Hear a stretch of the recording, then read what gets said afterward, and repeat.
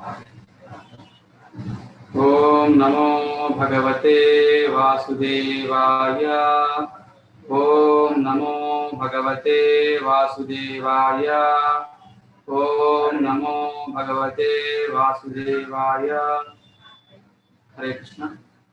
భక్తులందరికీ కూడా ఏకాదశి శుభాకాంక్షలు।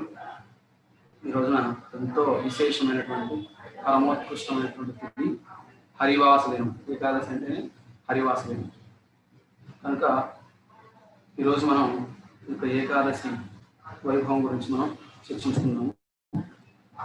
అందులో మనం ఇప్పుడు చూసినట్లయితే ఈ రోజున ఏకాదశి పేరు పరమ ఏకాదశి। దీని గురించి అలాగే ఏకాదశి యొక్క వ్రతం యొక్క విశేషాన్ని గురించి కూడా మనం చర్చిస్తున్నాము। పరమ ఏకాదశి అధిక మాసము కృష్ణపక్షంలో వచ్చే ఏకాదశి మహత్యము శ్రీకృష్ణ యుధిష్ఠిర సంవాద రూపంలో వర్ణించబడింది। ఓ దేవదేవ, అధిక మాసంలో కృష్ణపక్షంలో వచ్చే ఏకాదశి పేరేమిటి? ఓ జగత్పతి, దాన్ని చక్కగా పాటించే విధానం ఏమిటి? ఇది నాకు వివరించవలసింది అని ధర్మరాజు శ్రీకృష్ణుని అడిగాడు। దానికి శ్రీకృష్ణ భగవానుడు ఈ విధంగా సమాధానం ఇచ్చాడు। ఓం అజ్ఞానతిమిరాంధస్య జ్ఞానాంజనశలాకయా చక్షురున్మిలితం యేన తస్మై శ్రీ గురవే నమః। నమో ఓం విష్ణుపాదాయ కృష్ణప్రేష్ఠాయ భూతలే శ్రీమతే భక్తి వేదాంత స్వామినితి నామినే। నమస్తే సారస్వతే దేవే గౌరవాణి ప్రచారిణే నిర్విశేష శూన్యవాది పాశ్చాత్య దేశతారిణే నీలాచల నివాసాయ నిత్యాయ పరమాత్మనే బలభద్రా సుభద్రాభ్యాం శ్రీ జగన్నాథాయ తే నమో నమః। వాంఛాకల్పతరుభ్యశ్చ కృపా సింధుభ్యేవ చ పతితానాం పావనేభ్యో వైష్ణవేభ్యో నమో నమః। జయ శ్రీ కృష్ణ చైతన్య ప్రభు నిత్యానంద శ్రీ అద్వైత గదాధర శ్రీవాసాది గౌర భక్తవృంద। హరే కృష్ణ కృష్ణ కృష్ణ హరే హరే, హరే రామ రామ రామ హరే హరే। హరే కృష్ణ। ముందుగా ఈ మహదవకాశం ఇచ్చినటువంటి దేశోపేశ్వర చైతన్య ప్రభుకి, అలాగే ముకుంద శ్రీహరి ప్రభుకి, అలాగే హేమ హరిదాస్ ప్రభు గారికి, అలాగే వైష్ణవ దాస్ ప్రభు గారికి, అలాగే చైతన్య చంద్రదాస్ ప్రభు గారికి, అలాగే ఎవరైతే ఈ యొక్క ప్రవచనాన్ని ప్రత్యక్షంగా పరోక్షంగా శ్రవణం చేసి వీక్షిస్తున్న ప్రతి ఒక్కరికి కూడా హృదయపూర్వక ప్రాధాన్యత। పరమ పవిత్రమైనటువంటి ఈ యొక్క పురుషోత్తమ మాసంలో అందున కూడా ఏకాదశి రోజున భగవత్ కథని వివరించే అవకాశం రావడం మన అవకాశంగా భావిస్తున్నాం। గురువుల యొక్క కృప చేత ఈ అవకాశం లభించింది కనుక ఈ రోజున మనం పరమ ఏకాదశి గురించి, అలాగే ఏకాదశి వైభవం గురించి చర్చ చేసుకున్నాము। ముందుగా పరమ ఏకాదశి గురించి చూస్తే, ఈ యొక్క ఏకాదశి గురించి ధర్మరాజు శ్రీకృష్ణ భగవాన్ని ప్రశ్నించారు। అధిక మాసంలో కృష్ణపక్షంలో వచ్చే ఏకాదశి పేరేమిటి? దాన్ని ఎలా పాటించాలి? దాన్ని పాటించడం ద్వారా వచ్చేటటువంటి ఫలితం ఏమిటి? ఇత్యాది విషయాలన్నింటినీ కూడా వివరించవలసింది అని ఈ యొక్క ధర్మరాజు శ్రీకృష్ణ భగవాన్ని ప్రశ్నించారు। అప్పుడు శ్రీకృష్ణ భగవానుడు ఈ విధంగా సమాధానం ఇస్తున్నారు। ఓ ధర్మరాజా, ఆ పుణ్యదినము పేరు పరమ ఏకాదశి। అది పరమ సుఖమైనట్టు జీవితాన్ని అనుగ్రహించి చివరకు జన్మ మృత్యువుల నుండి మోక్షాన్ని కలిగిస్తుంది। నేను అంతకుముందు వివరించిన విధంగానే ఈ ఏకాదశి కూడా పాటించాలి। అనగా ఈ ఏకాదశి రోజున పురుషోత్తముడు శ్రీకృష్ణ భగవాన్ని భక్తి శ్రద్ధలతో పూజించాలి। కంపిలి నగరంలో మహామునుల నుండి నేను విన్నట్టి ఒక అద్భుతమైన చరిత్రాన్ని ఈ సందర్భంలో ఇప్పుడు నీకు చెబుతాను, నేను సావధానుడివై ఆలకింపు అని శ్రీకృష్ణ భగవానుడు ఇలా ప్రారంభిస్తున్నాడు। ఒకప్పుడు కంపిలి నగరంలో సుమేధుడనే పుణ్య బ్రాహ్మణుడు తన భార్య పవిత్రతో కలిసి వసించేవాడు। ఆమె పరమసాధ్వి, భర్తకు విధేయురాలు। పూర్వజన్మ పాపం వలన సుమేధుని చేత ధనము గాని ఆహారం గాని లేకపోయినది కనుక ఈ యొక్క కంపిల్య అనే నగరంలో సుమేధుడు అలాగే పవిత్రాదేవి అనే దంపతులు నివసిస్తున్నారు। సుమేధుడు బ్రాహ్మణ వంశంలో జన్మించడం జరిగింది। వీరికి ఎంతో పేదరికం ఉంది। అలాగే చెప్తున్నారు, పరువుని అన్నం అడిగినప్పటికీ తగినంత ఆహారం అతనికి లభించేది కాదు।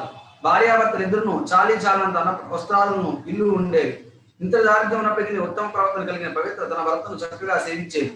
ఇంటిగా అతిథులు వచ్చినప్పుడు ఆమె తన వంతు ఆహారాన్ని వారికి ఇచ్చి తాను పస్తులుండేది. అయినా కూడా ఆమె ముఖమును ఎన్నడూ వాడలేదు. ఈ ఉపవాసాలతో ఆమె నిరసించినప్పటికీ సుమేధుని పట్ల ఆమె అనురాగము చెక్కుచెదరలేదు. కనుక ఈ యొక్క ఏకాదశి మహత్యంలో మనకు వివరిస్తున్నారు.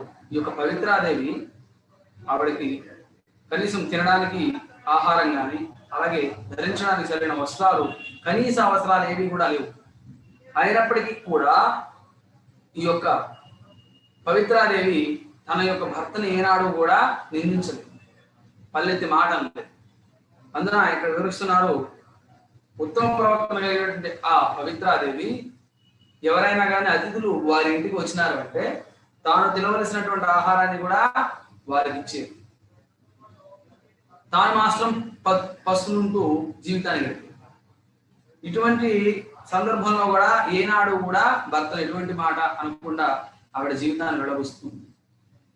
కనుక భార్యాభర్తలు వాళ్ళ యొక్క అన్యోన్య దాంపత్యం ఎప్పుడు కూడా భార్య ఏం చేస్తూ ఉంటుందంటే భర్తను సేవిస్తూ ఉంటుంది. అందుకే పతివ్రత అని పిలుస్తారు. పతివ్రత అంటే పతియే వ్రతముగా కలిగినట్టు. ఇక ఆవిడకి ఎటువంటి వ్రతాలతో సంబంధం లేదు.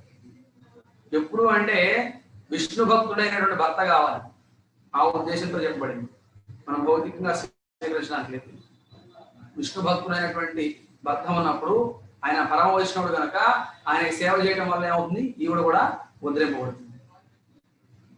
మహాభక్తుల యొక్క సేవ చేయడం ద్వారా ఎలాగైతే మనం భగవత్కృప పాత్రలు అవుతామో, అలాగే విష్ణు భక్తులైనటువంటి భర్తకు సేవ చేయడం వల్ల ఆ యొక్క సాధ్వీమణి కూడా ఆవిడ కూడా ఏమవుతుంది, అభివృద్ధిలోకి వస్తుంది, ఆధ్యాత్మిక అభివృద్ధి చెందుతుంది. ఆవిడ కూడా ఈ యొక్క భగవద్ధామానికి చేరుకుంటుంది. కనుక పూర్వకాలంలో మనం చూసినట్లయితే ఈ యొక్క భర్తకి విధేయులుగా ఉండేవారు భార్యలంతా కూడా.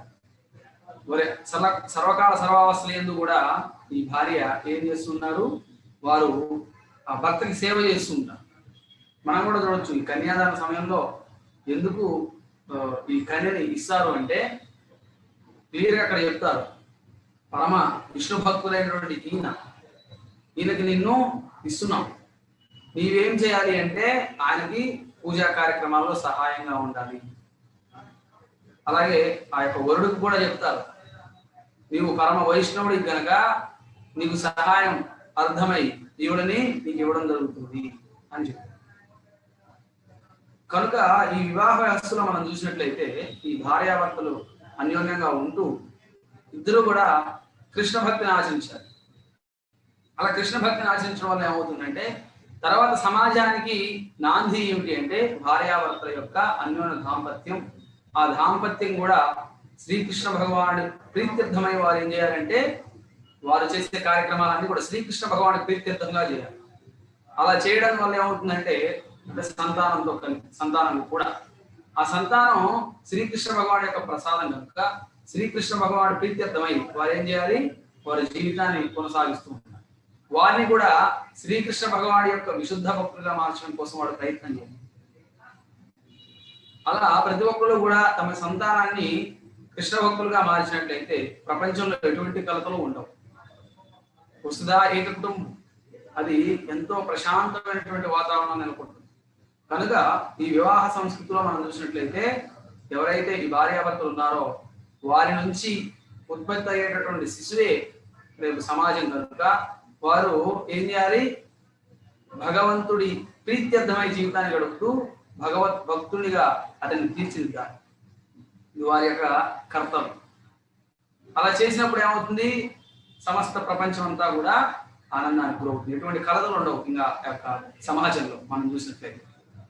కనుక ఇక్కడ కూడా పవిత్రాదేవి ఏం చేస్తుంది, తనకి ఎంత కష్టం వచ్చినప్పటికీ కూడా తాను పస్తులుంటూ కూడా భర్తని ఏనాడు కూడా ఆవిడ విమర్శించడం కానీ, ద్వేషించడం కానీ, నిందించడం కానీ చేయదు. తర్వాత ఇదంతా చూసి తన దురదృష్టానికి మిగులు ఒక చిన్న సుమేధుడు ఒకరోజు భార్యతో, పవిత్ర, ధనవంతులను భిక్షమడిగినను అల్పంగానే నాకు భిక్ష దొరుకుతుంది, నేనేం చేయాలి, ఈ దుఃఖం తీరే మార్గం ఏమిటి, తగినంత ధనం లేనప్పుడు కుటుంబం సరిగా జరగదు కదా. కాబట్టి దూర ప్రాంతాలకు వెళ్ళి నేను ధనమును సంపాదిస్తాను. నేను ఈ ప్రయత్నం చేస్తే తప్పక అదృష్టం కలుగుతుంది. ప్రయత్నం లేకుండా మనిషి తన కోరికలను గాని అవసరాలను గాని తీర్చుకున్నాడు అని పలికాడు. భర్త మాటలు విన్న పవిత్ర చేతులు జోడించి అశ్రుకున్నయాలతో అభిమానపూర్వకంగా ఇలా పలికింది, ఓ బ్రాహ్మణోత్తమ, ఇప్పుడు మనం దరిద్రం ఉన్నామంటే పూర్వజన్మలో నీవు గాని యోగ్యులకు దానం ఇవ్వకుండా ఉండవచ్చు.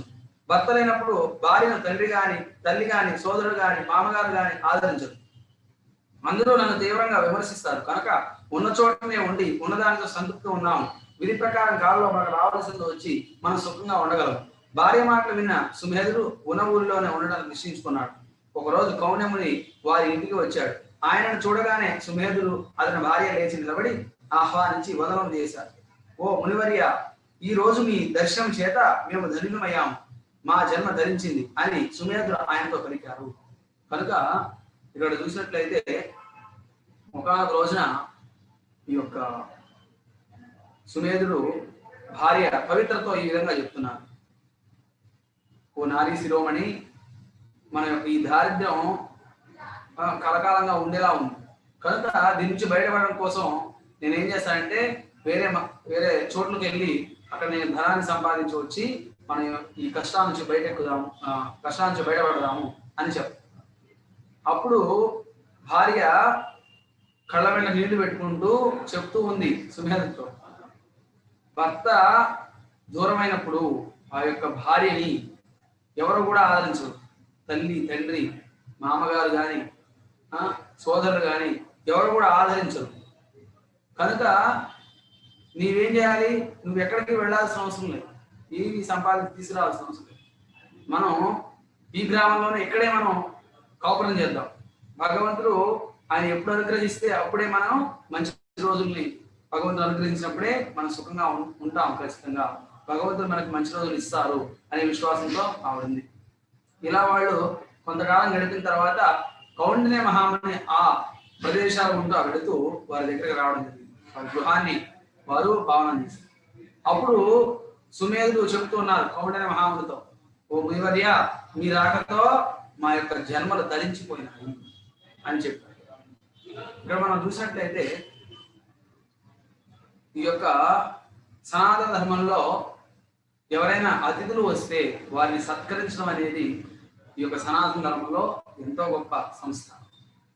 మనం చూసినట్లయితే అందున కూడా ఎవరైతే భగవద్భక్తులు ఉన్నారో, ఎవరైతే బ్రాహ్మణ లక్షణాలు కలిగి ఉన్నారో, ఎవరైతే వైష్ణవులుగా ఉన్నారో, ఎస్పెషల్లీ వైష్ణవులు, వారు మన గృహానికి వచ్చారనుకోండి, ఆ గృహస్థుల యొక్క భాగ్యం వెలకటలేనటువంటి భాగ్యం. చాలా గొప్ప భాగ్యవంతులు ఆ గృహస్థులు.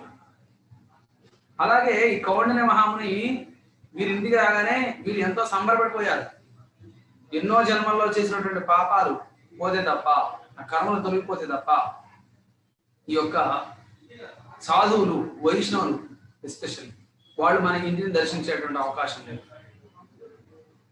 కనుక మనం ఇక్కడ చూసినట్లయితే ఈ సనాతన ధర్మంలో ఈ యొక్క ఎవరైతే అతిథులు ఉన్నారో వారిని గౌరవించడం అనేది సనాతనంగా వస్తున్న సంప్రదాయం.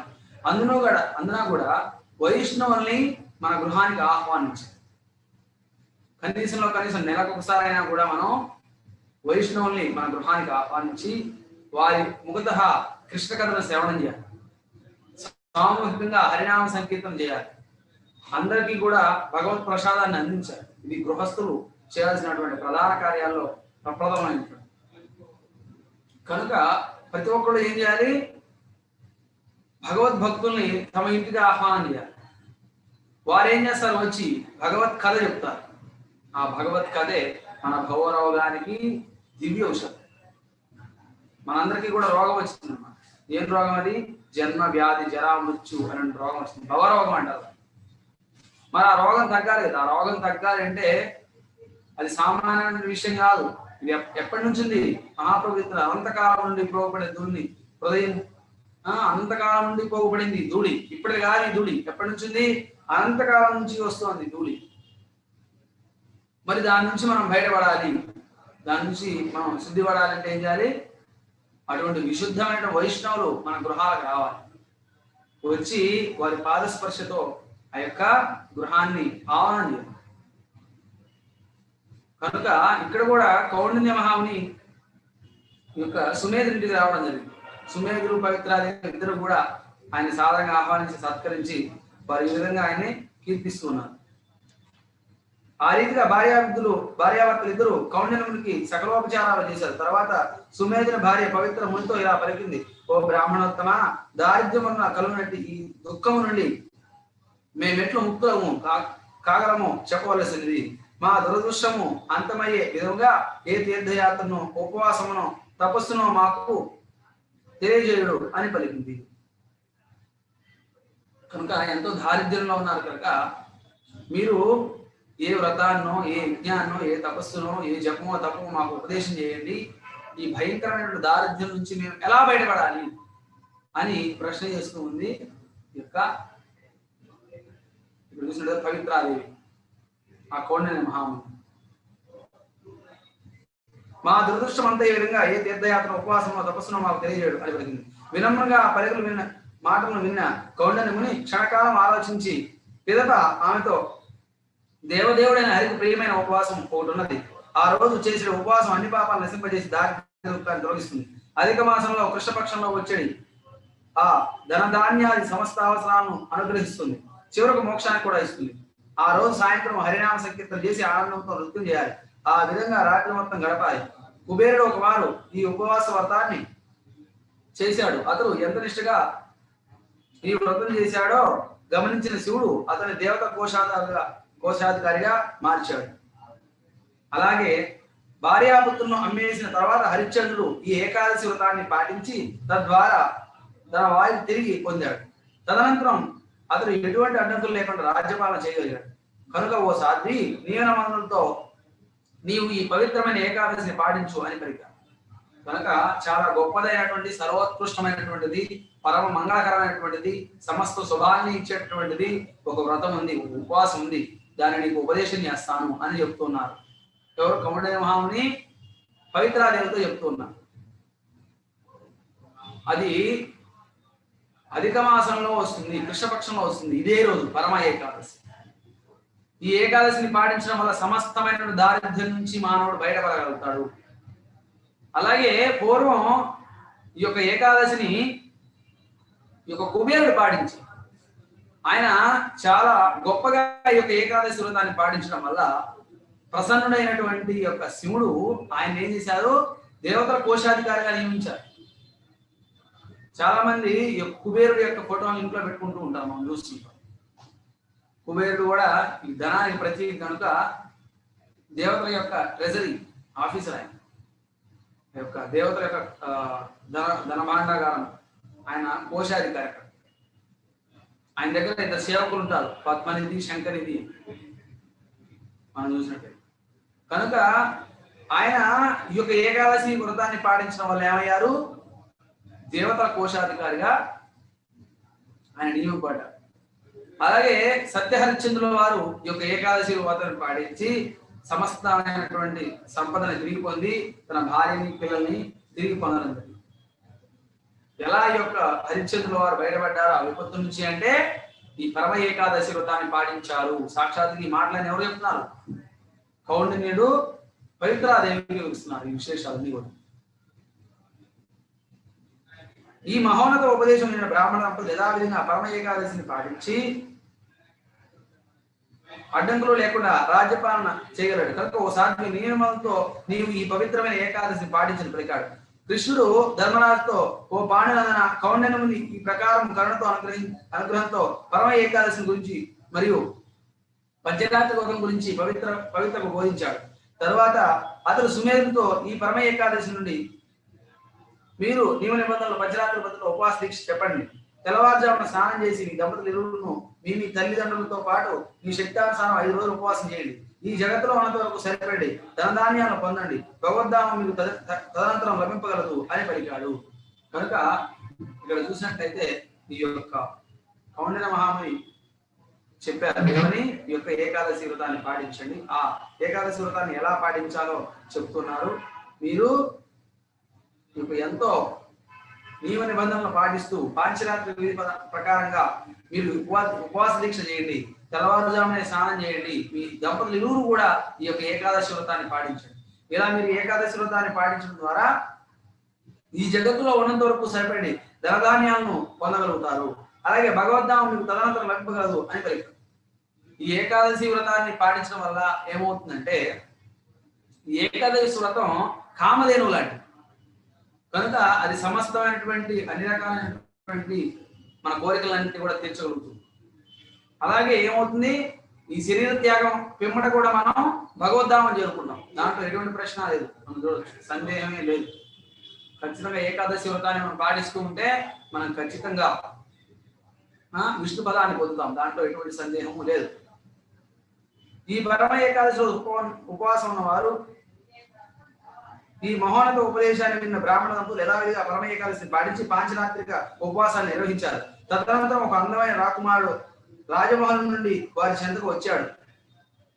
బ్రహ్మదేవుని ఆజ్ఞపై ఎదురు వారికి భవ్యమైన భవంతిని ఒక దానిలో నివసించమని కోరారు. వారి జీవిత కొరకు ఒక ఊరిని వారి కానుక ఇచ్చి తన పురానికి వెళ్ళిపోయాడు. ఆ విధంగా సుమేధులు పవిత్రులు ఇహలోక సౌఖ్యాలను అనుభవించి చివరికి విష్ణులోకానికి చేరుకున్నారు. హరే కృష్ణ కృష్ణ కృష్ణ హరే హరే, హరే రామ రామ రామ హరే హరే. ఈ విధంగా కౌండం నుంచి వెళ్ళిపోయిన తర్వాత ఆ యొక్క సుమేధులు పవిత్రాదేవి ఇరువురు కలిసి ఈ యొక్క ఏకాదశిని ఎంతో భక్తి శ్రద్ధలతో పాటించడం జరిగింది. అలా వారు భక్తి శ్రద్ధలతో ఆ ఏకాదశి వ్రతాన్ని పాటించడం వల్ల ఒకానొక రాకుమారుడు వేషంలో ఒక వ్యక్తి వచ్చి వారికి బ్రహ్మదేవుడి ఆజ్ఞ మేరకు ఒక భవంతిని ఇచ్చారు, ఎంతో గొప్ప భవంతిని. అలాగే వారు జీవితాంతం వరకు కూడా తిరగలని ధాన్యాన్ని వారికి ఇచ్చి ఆయన అక్కడ నుంచి వెళ్ళిపోయారు. కనుక వీళ్ళందరూ కూడా ఆ జీవితకాలం అంతా కూడా భగవంతుడైన శ్రీకృష్ణ భగవాన్ ప్రీత్యర్థమై ఏకాదశి వ్రతాన్ని పాటించారు. తదనంతరం దేహత్యాగానంతరం వారు భగవద్ధామం చేరుకున్నారు అని చెప్పడం జరిగింది. ఈ పరమ ఏకాదశి రోజు ఉపవాసం ఉన్న వారు అట్లే పంచరాత్రిగా ఉపవాసం చేసిన వారు సమస్త పాపాల నుండి బయటపడతారు. వారు ఇహలోక సౌఖ్యాలు అనుభవించిన తర్వాత విష్ణు పదాన్ని పొందుతారు. సుమేధులు పవిత్రులు ఆ విధంగానే పొందారు. ఓ ధర్మరాజా, పరమ ఏకాదశి రోజు ఉపవాసం చేయడం వల్ల కలిగే ఫలితాలను గణించడం అసాధ్యం. పుష్కర గంగా స్నానాలతో గోదానాలతో సమస్త ధర్మ కార్యక్రమాలతో ఇది సమానం. ఈ రోజు ఉపవాసం చేసిన వాడు గయలో పితృతర్పణాలు చేసిన వాడు అవుతాడు. నిజానికి అతను అన్ని ఇతర శుభ దినాల్లో ఉపవాసం చేసినట్లు అవుతుంది. కనుక ఎవరైతే ఏకాదశి రోజు ఉపవాసం చేస్తారో వాళ్ళు పుష్కరాల సందర్భంలో గంగా నదిలో స్నానం చేస్తే ఎటువంటి ఫలితం వస్తుందో ఈ రోజు ఏకాదశి ఉపవాసం ఉండేటువంటి ఫలితం వస్తుంది. అలాగే గోదానం చేస్తే పుష్కర సమయంలో ఎటువంటి ఫలితం వస్తుందో అటువంటి ఫలితం మనకు వస్తుంది. అలాగే సమస్తమైనటువంటి ధర్మ కార్యాలను నిర్వహణలో ఇది సమానం. సమస్తమైన ధర్మ కార్యక్రమాలు ఏవైతే ఉన్నాయో ధార్మిక కార్యక్రమాలు వాటన్నిటితో సమానం ఏంటి అంటే ఈ ఏకాదశి పాటించడంతో సమానం. అలాగే ఇక్కడ చెప్తున్నారు, ఎవరైతే ఈ రోజు ఉపవాసం ఉంటారో గయలో పితృ తర్పణాలు చేస్తే ఎంత మనకి ఫలితం వస్తుందో ఈ రోజున ఏకాదశి వ్రతం మనం పాటిస్తే గయలో శ్రాద్ధం పెట్టినటువంటి ఫలితం వస్తుంది అని చెప్పారు. ఈ ఒక్క రోజు మనం ఉపవాసం ఉన్నట్లయితే సంవత్సరం పొడవునా వచ్చేటటువంటి అన్ని శుభ దినాలలో మనం ఉపవాసం ఉన్నట్టు దాంతో సమానం అని చెప్పారు. మనకు కూడా తెలుసు వసంత పంచమని, అక్షయ తృతీయ అని, విజయదశమి అని, తర్వాత ఈ యొక్క దసరా, తర్వాత ఇలాగా రకరకాల పౌర్ణమిలు వస్తూ ఉంటాయి మనకి. వ్యాస పౌర్ణమి, ఇటువంటి రకరకాల తిథుల్లో అందరూ కూడా ఉపవాసం ఉండలేకపోవచ్చు. శ్రావణ పౌర్ణమి, బలరామ జయంతి, అలాగే ఉగాది, శ్రీరామనవమి ఇటువంటి పర్వదినాలు అన్నీ ఉన్నాయి. వీటన్నింటి రోజు మనం ఉపవాసం చేయలేకపోవచ్చు. కానీ ఈ పరమ ఏకాదశి రోజు కానీ మనం ఉపవాసం ఉన్నట్లయితే మనం ఖచ్చితంగా కూడా అన్ని పుణ్య తిథుల రోజుల్లో మనం ఉపవాసం చేస్తే ఎటువంటి ఫలితం వస్తుందో అటువంటి ఫలితం వస్తుంది ఈ పరమ ఏకాదశి రోజున మనం ఉపవాసం ఉన్నట్లయితే. అలాగే 4 వర్ణంలో బ్రాహ్మణుడు ఉత్తమైనట్లు, చతుస్పాద జంతువుల్లో గోవు ఉత్తమైనట్లు, దేవతల్లో ఇంద్రుడు ఉత్తమైనట్లు మాసంలో అధిక మాసం శ్రేష్టమైంది. ఈ అధిక మాసంలో పంచరాత్రి విధానంలో 5 రోజులు ఉపవాసం సమస్తం పాపాలను నశింపజేస్తుంది. అధిక మాసంలో వచ్చేది పరమ పద్మిని ఏకాదశితో పాటు ఈ పాంచరాత్రి ఉపవాసం చేసినచో పాప వినాశనం జరుగుతుంది. మనిషి ఈ అన్ని రోజుల్లో ఉపవాసం చేయలేకపోతే అధిక మాసంలో ఏకాదశి ఉపవాసాన్ని పాటించని వాడు 84 లక్షల జీవరాశుల్లో దుఃఖాన్ని అనుభవిస్తాడు. కనుక ఖచ్చితంగా మనం ఈ అధిక మాసంలో వచ్చేటటువంటి ఏకాదశిని ఖచ్చితంగా పాటించాలి. ఎవరైతే ఈ అధిక మాసంలో వచ్చే ఏకాదశిని పాటించలేదో వారు 84 లక్షల రకాల జీవరాశుల్లో ఏమవుతారు? జన్మవ్యాధి జరామృత్యు, జన్మవ్యాధి జరామృత్యు, జన్మవ్యాధి జరామృత్యు, ఇలాగా కంటిన్యూస్ గా తిరుగుతూనే ఉంటారు. 84 లక్షల రకాల్లో ఏ రకంలో ఎన్నిసార్లు జన్మిస్తామో కూడా మనకే తెలియదు. కనుక చాలా చాలా ఇబ్బందికరమైన పరిస్థితి వస్తుంది మనం ఏకాదశి వ్రతాన్ని కానీ నెగ్లెక్ట్ చేసినట్లయితే. ఇక్కడ ఈ విధంగా వివరించడం జరిగింది. కనుక ఈ యొక్క సుమేధుడు అలాగే పవిత్రాదేవి వారిరు కూడా ఎంతో గొప్పగా ఈ యొక్క ఏకాదశి వ్రతాన్ని పాటించారు. ఈ ఏకాదశి వ్రతాన్ని పాటించడం వల్ల ఏమయ్యారు?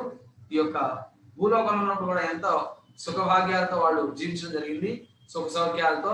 అలాగే ఈ శరీరాన్ని వదిలిన తర్వాత కూడా వాళ్ళు ఏమయ్యారు? వైకుంఠ లోకానికి చేరుకున్నారు అని ఇక్కడ చెప్తున్నారు. ఈ వృత్తాంతం అంతా ఎవరు చెప్తున్నారు? శ్రీకృష్ణ భగవానుడు యుధిష్ఠిర మహారాజుకి వివరిస్తూ ఉన్నారు ఈ విశేషాన్ని, అధిక మాసం పరమ ఏకాదశి వ్రతం గురించి. మానవ జన్మ మోక్ష సాధనకే కనుక ప్రతి ఒక్కరు అన్ని విధాలా ఈ పరమ ఏకాదశి పాటించాలి. మానవ జన్మ ఎందుకు ఇవ్వబడింది? ఇంద్రియ భోగార్థమే కాదు. దేనికోసం ఇచ్చారంటే భగవద్ధామం చేయడం కోసం ఇచ్చారు. ఉన్నతాశయం కోసం ఇవ్వబడింది. ఆ ఉన్నత ఆశయం ఏమిటి? భగవద్ధామం చేరుకోవాలి, శ్రీకృష్ణ భగవాన్ యొక్క శాశ్వత సేవకుడుగా మనం మారాలి. ఆ ఉద్దేశంతో మనకేమైంది? ఈ యొక్క మానవ శరీరం ఇచ్చారు. మానవ జన్మ మోక్షానికి కనుక ప్రతి ఒక్కరు అన్ని విధాల ఈ పరమ ఏకాదశిని పాటించాలి. ధర్మరాజ, పరమ ఏకాదశి రోజు ఉపసించడం వలన కలిగే అద్భుతమైన ఫలితం నీవు అడిగిన విధంగా వివరించాను. అధిక మాసంలోని కృష్ణపక్షంలో వచ్చేది ఈ ఏకాదశిని తప్పక పాటించాలి అని పలికి శ్రీకృష్ణ భగవానుడు ముగించాడు. కనుక చాలా గొప్పదైనటువంటి వ్రతాన్ని నువ్వు ఖచ్చితంగా పాటించాలి. అందులో కూడా అధిక మాసంలో కృష్ణపక్షంలో వచ్చే ఏకాదశిని నీవు తప్పక పాటించాలి అని వివరిస్తున్నారు. అలా ఆయన చెప్పి శ్రీకృష్ణ భగవానుడు ఈ కథని ముగించడం జరిగింది. శ్రీకృష్ణుడు ఉపదేశించిన ఈ విధంగా ధర్మరాజు తన పత్ని ద్రౌపదితో సోదరులతో కూడి పరమ ఏకాదశిని పాటించాడు. కనుక యుధిష్ఠిర మహారాజు ప్రత్యేకంగా తన ధర్మపత్ని అయినటువంటి ద్రౌపదీ దేవితో అలాగే సోదరులందరితో కలిసి ఈ పరమ ఏకాదశి వ్రతాన్ని పాటించారు అని చెప్తున్నారు. కనుక చాలా మందికి ఈ ఏకాదశి వ్రతం గురించి తెలియదు అన్నమాట. ఒకవేళ మనం చెప్పినా కూడా దాన్ని చాలా సింపుల్ గా తీసుకుంటాం అన్నమాట, సీరియస్ గా తీసుకోవట్లేదు. దాని గురించి ఇంతకుముందు కూడా మనం దాదాపు 4 నెలల క్రితమే మనం ఈ ఏకాదశి గురించి మొత్తం కూడా చర్చించుకున్నాం. చాతుర్మాస వ్రతం గురించి అలాగే ఏకాదశి గురించి చర్చించుకున్నాం. అయితే మనం ఈ ఏకాదశి గురించి ఈ రోజున ఇంకొద్దిగా డీటెయిల్ గా తెలుసుకున్నాం. ఈ ఏకాదశి గురించి ఏ పురాణాల్లో ఎక్కడెక్కడ చెప్పబడింది, ఈ ఏకాదశిని మనం పాటిస్తే ఎటువంటి ఫలితం వస్తుంది అంటే ఈ ఏకాదశి అనే కాదు, ఏకాదశి వైభవం, ఏకాదశిని పాటిస్తే ఎటువంటి ఫలితాన్ని మనం ఉంటాం, ఏకాదశి వ్రతాన్ని మనం పాటిస్తూ ఉంటే. అలాగే ఏకాదశిని పాటించకపోతే ఏమవుతుంది, ఆ ఏకాదశిని పాటించడం వల్ల మనకు ఎటువంటి ఫలితం లభిస్తుంది అనేది మొత్తాన్ని కూడా చర్చించుకున్నాము. ఇక్కడ మనం చూసినట్లయితే ఈ ఏకాదశి వ్రతం గురించి అనేక శాస్త్రాల్లో వివరించబడింది. మనం చూసినట్లయితే విష్ణు పురాణంలో ఈ విధంగా చెప్తూ ఉన్నారు. రాజా, పాపం చేసిన వాడు నరకానికి వెళతాడనేది అందరికీ తెలిసిన విషయమే. కానీ ఏకాదశి రోజు ధాన్యం తినేవాడు తన పితృదేవతలతో పాటుగా నరకానికి వెళతారు. కనుక పాపం చేస్తే నరకానికి వెళతాం. ఎవరైతే ఈ యొక్క ఏకాదశి రోజు ధాన్యాన్ని స్వీకరిస్తారో, ఎవరైతే ఏకాదశి రోజున ఈ యొక్క ధాన్యాన్ని స్వీకరిస్తారో వారు పితృదేవతలతో కలిసి నరకానికి పెడతారు. కనుక చాలా కేర్ఫుల్ గా ఉండాలి మనం ఏకాదశిని పాటించాలి. ఖచ్చితంగా ఈ ఏకాదశిని మనం పాటించాలి. అలాగే ఏకాదశి రోజు ఎవరైతే భోజనం చేద్దాం అని అంటాడో, గోబ్రాహ్మణ స్త్రీలను చంపుదాం అని అంటాడో, మద్యం త్రాగుదాం అని అంటాడో వాడు నిశ్చయంగా పతనం చెందుతాడు. ఇది పద్మ పురాణం ఉత్తరాఖండంలో ఉంది. విధి నియమపాలన లేకుండా ద్వాదశ వ్రతాన్ని భంగపరిచేవాడు రౌరవ నరకంలో పోయి దుఃఖాన్ని అనిపిస్తాడు. ఇది విష్ణు పురాణంలో చెప్పడం జరిగింది. కనుక ఎవరైతే ఏకాదశి రోజు భోజనం చేద్దాం అంటారో వారు ఏమవుతారు, ఈ ఈ యొక్క నిశ్చయంగా పతనం చెందుతారు. అలాగే విధి నియమ పాలన లేకుండా ద్వాదశి వ్రతాన్ని భంగపరిచేవారు. మనం ద్వాదశి రోజున ఒక నిర్దిష్టమైనటువంటి సమయంలో మనం ఈ యొక్క ద్వాదశి పాలన సమయంలోనే ప్రసాదాన్ని గ్రహించాలి. అలా లేని పక్షంలో ఏమవుతుందంటే ఇక్కడ చెప్తున్నారు, రౌరవ రాకంలో కూలి దుఃఖాన్ని అనుభవిస్తారు. ఇది విష్ణు పురాణంలో వివరించడం జరిగింది. అలాగే మనకి పద్మ పురాణం ఇంకొక సందర్భంలో, ఓ దేవి ఏకాదశి రోజు యజ్ఞ ప్రసాదాన్నే తినవద్దని చెప్పినప్పుడు ఇక సాధారణ ధాన్యం గురించి చెప్పేది ఏమన్నది అని భగవంతుడు చెప్తున్నారు. ఈ యొక్క ఏకాదశి రోజు యజ్ఞ ప్రసాదాన్నే స్వీకరించకూడదు. అందుకని ఇస్కాన్ సిస్టంలో మనం చూసినట్లయితే ఈ ఏకాదశి రోజున లేదా పర్వదినాల రోజున ఏం చేస్తారంటే ఏకాదశి ప్రసాదాన్ని స్వీకరిస్తారు. ద్వాదశి ప్రసాదాన్ని భగవంతుడికి నైవేద్యంగా సమర్పించినప్పటికీ కూడా మనం ద్వాదశి ప్రసాదాన్ని స్వీకరించాం, కేవలం ఏకాదశి ప్రసాదాన్ని స్వీకరిస్తాం. అటువంటి ఏకాదశి ప్రసాదాన్ని తీసుకొని ఆ ఉపవాసాన్ని కంటిన్యూ చేస్తాం తప్ప ద్వాదశి ప్రసాదాన్ని భగవంతుడికి మాత్రమే నైవేద్యంగా సమర్పిస్తాం, మనం మాత్రం తీసుకుంటాం. కనుక ఈ ఏకాదశి రోజున యజ్ఞ ప్రసాదమే తీసుకోవద్దు. యజ్ఞ ప్రసాదంగా అక్కడ ఏదైతే చక్కెర పొంగల్ కానీ ఇత్యాది రకాలైన ప్రసాదాలన్నీ ఇస్తారు. ఆ యజ్ఞ ప్రసాదం ద్వాదశి ఐటమ్ తో చేయబడింది కనుక దాన్నే తీసుకోవద్దు అని చెప్పడం జరిగింది. మరి అలాంటప్పుడు మనం ఈ యొక్క ఆహార ధాన్యాలు తీసుకోవడంలో అది మంచి పద్ధతి కాదు అని కూడా చెప్తున్నారు. ఓ బ్రాహ్మణోత్తమ, దశమితో కలిసిన ఏకాదశిని పాటించేవాడు నిశ్చయముగా భగవంతుని దేశించేవాడే అవుతాడు. ఈ యథార్థాన్ని నేను నీకు స్పష్టం చేసి చెబుతున్నాను అని సౌనకాది ఋషులతో సూత గోస్వామి వివరిస్తూ ఉన్నా. అందుకే చాలా మందికి సందేహం ఉంటుంది, ఎందుకండి మీరు ఆల్రెడీ ఏకాదశి అయిపోయింది కదా, ఈ రోజు ఏకాదశి గురించి చెప్తున్నారు, ఈ రోజు ఏకాదశి పాటిస్తున్నారు అని చాలా మందికి డౌట్ ఎప్పటి నుంచో. ఇంత పూర్వం తరగతుల్లో కూడా మనం దాని గురించి చర్చ చేసుకున్నాం.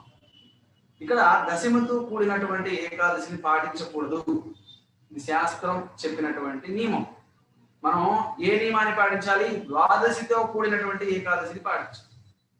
అంటే సింపుల్ గా మనం అర్థం చేసుకోవాలంటే ఏకాదశి గడియలు ఏ రోజు బ్రహ్మ ముహూర్తంలో ఉంటాయో ఆ రోజు ఏకాదశిగా భావించడం జరుగుతుంది. ఈ రోజున 13వ తారీఖు ఉదయం బ్రహ్మముహూర్త సమయంలో ఏకాదశి గడియలు ఉన్నాయి. ఆ ఉద్దేశంతో మనం దశమితో కూడిన దాన్ని తీసుకోకుండా ద్వాదశితో కూడిన దాన్ని తీసుకుంటున్నాం.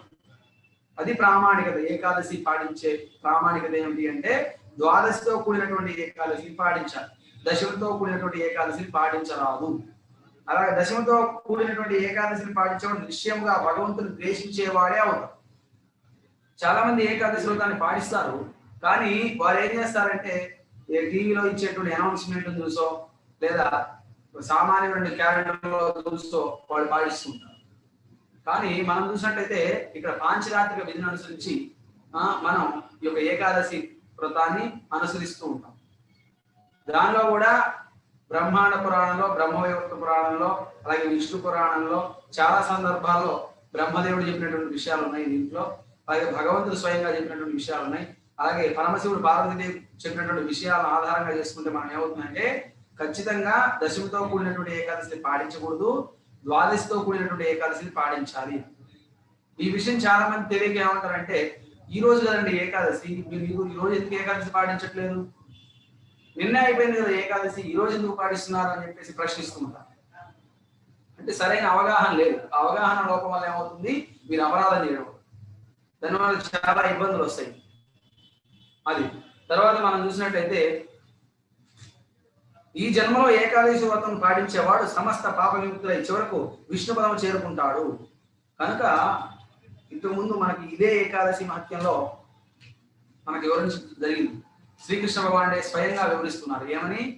మానవ జన్మ అనేది దేనికోసం ఉద్దేశించబడిందంటే ఒక ఉన్నతమైనటువంటి ప్రయోజనం కోసం ఉద్దేశించబడినటువంటి మానవ జన్మ. 84 లక్షల రకాల జీవరాశుల్లో కేవలం మనం భక్తి పాటించగలిగినటువంటి ఆస్కారం ఉన్నటువంటి జన్మ ఏది అంటే మానవ జన్మ మాత్రమే. మనందరికీ కూడా తెలుసు, ఎన్నో సందర్భాల్లో మనం చర్చించుకున్నాం. ఏమని అంటే ఈ జంతువులు లేదా ఇతరమైనటువంటి జీవరాశులు ఏవి కూడా భక్తిని పాటించే అవకాశం లేదు. కేవలం మానవుడు మాత్రమే ఈ భక్తి పాటించే అవకాశం ఉంది. మరి ఒక ఉన్నతమైన ప్రయోజనం కోసం ఉద్దేశించబడింది ఏది? ఈ యొక్క మానవ జన్మ. కనుక ఆ ఉన్నతమైన ప్రయోజనం కోసం ఈ జీవితాన్ని ఉపయోగించుకోవాలి. అలా ఉపయోగించకపోతే ఏమవుతుంది, మనం చాలా చాలా ఇబ్బందులు పడాల్సి వస్తుంది. కనుక ఈ జన్మలో ఏకాదశి వ్రతాన్ని పాటించేవాడు సమస్త పాప విముక్తులై చివరకు విష్ణు పదాన్ని చేరుకుంటారని పద్మపురాణంలో చెప్పడం జరిగింది. కనుక ఈ జన్మలో వచ్చేటటువంటి అన్ని ఏకాదశులు మనం పాటించాలి. ఎందుకని ఇప్పుడు ఏకాదశి వచ్చింది, ఈ 84 లక్షల రకాల జీవరాశుల్లో కూడా మానవ జన్మ ఎత్తి ఏకాదశి గురించి తెలుసుకున్నా కూడా మనం ఏకాదశి పాటించకపోతే ఉపయోగం లేదు. ఇతరమైనటువంటి జీవరాశులు అవి ఏకాదశి పాటించే అవకాశం లేదు వాటికి. ఎందుకని ఆ జ్ఞానం వాడికి లేదు. అవి ఎందుకు జన్మించాయో కూడా వాడికి తెలియదు, కానీ మనకు తెలుసు. ఒకవేళ తెలియకపోయినా కానీ ఈ యొక్క ప్రామాణికమైనటువంటి గ్రంథాల ద్వారా, అందుకని భగవంతుడు 3 రకాలైన ఏర్పాట్లు చేశారు మనకి: గురువు, సాధువు, శాస్త్రం. కనుక గురువు ఏం చేస్తారు, తన పైన ఆధారపడిన శిష్యులందరికీ కూడా జీవిత లక్ష్యాన్ని బోధిస్తారు, దాన్ని చేరుకునే దానికి ఉపదేశాలు ఇస్తుంటారు. శాస్త్రం, మనకు గురువు అందుబాటులో లేకపోతే మన ప్రామాణికమైన శాస్త్రాలన్నీ కూడా ఏం చెప్తున్నాయి, మనం ఉన్నతమైనటువంటి ప్రయోజనం కోసం జన్మించామని, ఆ ఉన్నతమైనటువంటి లక్ష్యం చేరుకోవడం కోసం ఈ జీవితం అంతా మనం శ్రమించాల్సి ఉంటుంది. తీవ్రమైన భక్తి యోగేనా, తీవ్రంగా భక్తి యోగాన్ని చేయాలి అని చెప్తున్నాయి. శ్రీకృష్ణ భగవానుడు కూడా ఎన్నో సందర్భాల్లో ఆ విషయాన్ని ప్రస్తావన చేశారు. కనుక ఉన్నతమైనటువంటి ప్రయోజనం కోసం ఉద్దేశించబడింది కనుక ఆ ఉద్దేశాన్ని అనుసరించి మనం ఏం చేయాలి, ఈ యొక్క మానవ జన్మను ఉపయోగించుకొని మనం ఏమవ్వాలి, భగవద్ధామం చేయడానికి కోసం మార్గాన్ని సుగమం చేసుకోవాలి. అలాగే మనిషి ఒక్క ఏకాదశి యథావిధిగా చేయగలిగితే దానము, తపస్సు లేదా తీర్థాటనము చేయవలసిన అవసరం లేదు. అన్ని రకాల లాభాలను పొందగలిగే విధంగా సృష్టికర్త ఈ వ్రతమును జనులకు అందించాడు. కనుక సృష్టికర్త అయినటువంటి బ్రహ్మగారు ఈ వ్రతాన్ని మనకి ఉపదేశించారు. ఎందుకు ఈ వ్రతాన్ని ఉపదేశించారు అంటే, కేవలం ఒక్క ఏకాదశి వ్రతాన్ని మనం పాటించినా కూడా యథావిధిగా పాటించినట్టయితే ఏమవుతుంది, దానము గాని, తపస్సు గాని, తీర్థయాత్ర గాని మనం చేయాల్సిన అవసరం లేదండి. అంత గొప్ప ఫలితాన్ని ఇస్తుంది ఏకాదశి అని. దానం చేయాల్సిన అవసరం లేదు, తీర్థయాత్ర చేయాల్సిన అవసరం లేదు, తపస్సు చేయాల్సిన అవసరం లేదు. ఎందుకు చెప్పడం జరిగింది ఈ విషయం, ఎందుకు ఈ విషయం చెప్పడం జరిగిందంటే, ఏకాదశిని పాటిస్తేనే ధర్మం నిలబడుతుంది. మనకి ఏకాదశిని పాటించడం ద్వారా భగవద్భక్తి లభిస్తుంది. శ్రీ చైతన్య మహాప్రభు స్వయంగా చెప్పారు, ఎవరైతే ఏకాదశిని పాటిస్తారో వారికి కృష్ణుడి పట్ల ప్రేమ లభిస్తుంది. ఏకాదశిని కానీ మనం నిర్లక్ష్యపరిచి ఏకాదశిని పాటించకపోతే భగవంతుడి పట్ల మనకు ప్రేమ రాదు, మనకి భక్తి అవ్వదు. ఆ ఉద్దేశంతోనే సృష్టికర్త ఏం చేశారు, ఏకాదశి వ్రతాన్ని మనకి అందించడం జరిగింది. మనకు ఆ అదృష్టం. అందున కూడా మనం ఈ భక్తుల సాంగత్యంలో ఉండడం వల్ల పదే పదే ఏకాదశి గురించి మనం చర్చించుకుంటూ ఉన్నాం. ఈ ఏకాదశి గొప్పతనం ఏమిటి, ఈ ఏకాదశిని పాటిస్తే ఎటువంటి ఫలితం మనకు వస్తుంది అనే విషయాలన్నీ కూడా తెలుసుకుంటున్నాం. ఈ విషయాలు తెలుసుకోలేనటువంటి వాడు చాలా మంది ఉన్నారు. రకరకాల వ్యాపకాలు నిమగ్నం అయిపోయి ఈ విషయాలను వినటువంటి వాడు చాలా మంది ఉన్నారు. ఒకవేళ విని కూడా మనం పాటించలేకపోతే అంతకన్నా దురదృష్టవంతులు ఇంకోటి. కనుక ప్రతిసారి మనం ఏమని భావించాలి, నేను ఏకాదశి వ్రతాన్ని పాటించాలి. భగవంతుడైనటువంటి శ్రీకృష్ణ భగవానుడు ఆనందపడతారు ఈ ఏకాదశి వ్రతాన్ని నేను పాటించడం వల్ల. కనీసం ఆయన ప్రీత్యర్థమైనా కానీ మనం ఏకాదశి వ్రతాన్ని పాటించాలి. ఎందుకు మరి ఇంతగా ఏకాదశిని పాటించండి అని చెప్తున్నారంటే దీనికి చాలా కారణాలు ఉన్నాయి. ఏకాదశిని మనం ఎందుకు పాటించాలి, పాటిస్తే ఏమవుతుంది? ఏకాదశి వ్రతం విడిచి అన్ని వ్రతము చేపట్టేవాడు మహారత్నం విడిచి భిక్షమెత్తుకునే వాడితో సమానం అవుతాడు. శివుడు పార్వతీదేవి పలికిన మాట పద్మపురాణంలో. కనుక మనం కూడా చూస్తున్నాం, చాలా మంది మీరు ఏకాదశి వ్రతం పాటిస్తారంటే పాటించమండి, ఏదో వైకుంఠ ఏకాదశి, తొలి ఏకాదశి పాటిస్తామండి అని చెప్తుంటారు. కానీ వారు ఎప్పుడు చూసినా కానీ దేవాలయాల దగ్గర రకరకాలైనటువంటి వ్రతాలు ఆచరిస్తూ ఉంటారు, లేదా ఇంట్లో కూడా రకరకాల వ్రతాలన్నింటినీ కూడా ఆచరిస్తూ ఉంటారు. ఇక్కడ స్వయంగా శివుడు పార్వతీదేవికి చెప్తున్నారు ఈ విషయాన్ని పద్మపురాణంలో. ఏమని? ఏకాదశిని విడిచి అన్య వ్రతాలను చేసేవాడు మహారత్నాన్ని విడిచి భిక్షమెత్తుకున్న వాడితో సమానం అని చెప్పడం జరిగింది. అంత కఠినంగా చెప్పారు. ఎందుకని? ఏకాదశి వ్రతం ఒకటి సరిపోతుంది మనకి, గణ్యమైన వ్రతాలు ఏవి కూడా మనం పాటించాల్సినటువంటి అవసరం లేదు. కనుక ఏకాదశి వ్రతం పాటించడం వల్ల అవుతుంది, మనం తపస్సు చేయాల్సిన అవసరం లేదు, దానం చేయాల్సిన అవసరం లేదు, తీర్థయాత్ర చేయాల్సిన అవసరం లేదు. అంత పుణ్యాన్ని, అంత సుకృతిని మనకి ఇస్తుంది ఈ యొక్క ఏకాదశి వ్రతం. అలాగే ఏకాదశి ఉపవాసం సమస్త పాపాలను హరిస్తుంది. సమస్త భూదాన ఫలమైన ఏకాదశి వ్రతపాలతో సమానం కాబోదు. ఏకాదశి మహిమ అసమానమైందని పండితులు వర్ణించారు. ఈ భూమి మొత్తాన్ని కానీ ఈ భూమండలమే మనం దానం ఇచ్చినా కూడా ఏకాదశిని పాటించే దానితో వచ్చేటటువంటి ఈ యొక్క సుకృతికి పుణ్యానికి సరిపోదంట. సమస్త భూమిని దానం చేస్తే ఎంత ఫలితం వస్తుందో ఏకాదశిని పాటిస్తే దానికన్నా ఎక్కువ ఫలితం వస్తుందంట. అంత భూదానం మనం ఎప్పుడు చేస్తాం? మనం అసలు అధికారం ఎవరిస్తారు మనకి? కానీ దానికన్నా ఎక్కువ ఫలితం పొందొచ్చు. ఎలాగా? ఈ ఏకాదశిని పాటించడం వల్ల. సింపుల్ గా ఏకాదశి రోజు ఉపవాసం ఉంటే ఈ సమస్త భూమండలాన్ని వేరే వాళ్ళకి దానం ఇచ్చిన దానికన్నా ఎక్కువ ఫలితం వస్తుంది. చూడండి ఎంత గొప్ప విశేషమైనదో ఏకాదశి వ్రత పాలన మనం చూడవచ్చు. కనుక ఈ ఏకాదశి మహిమ అసామాన్యమైనటువంటిది, చాలా గొప్పది, చాలా చాలా గొప్పది అని చెప్పేసి మునులు పండితులు వర్ణిస్తూ ఉన్నారు. అలాగే మనం చూసినట్టయితే పులుల వంటి హరిభక్తి విలాసం నుండి పులుల వంటి క్రూర జంతువులు భయం కారణంగా లేదా రోగం కారణంగా లేదా గురువు దేవుని ఆజ్ఞ మేరకు ఎవరైనా ఒక మారు ఏకాదశి వ్రతాన్ని భంగం చేస్తే శాస్త్రానుసారం అది వ్రతభంగం చేసినట్టు కాదు. పులుల వంటి క్రూర జంతువుల భయం కారణంగా లేదా రోగం కారణంగా లేదా గురుదేవుని ఆజ్ఞ మేరకు ఎవరైనా ఒక మారు ఏకాదశి వ్రతాన్ని భంగం చేస్తే వారికి ఎటువంటి ఈ యొక్క ఇబ్బంది రాదు అని చెప్తున్నారు. అది వ్రతభంగం చేసినట్లు అవ్వదు. అందుకని ఏకాదశి రోజున గురువాజ్ఞ పాటించడం వల్ల, ఆ గురువు చెప్పిన దాని వల్ల ఏకాదశికే ఇబ్బంది ఏర్పడినా అది ఒక మారు, కేవలం ఒక మారు చెప్పి అది అంత దోషంగా పరిగణింపబడదు. అలాగే క్రూర జంతువుల భయం కారణంగా మనకు అటువంటి విపత్తులు వచ్చినప్పుడు సందర్భంలో చెప్తున్నాను.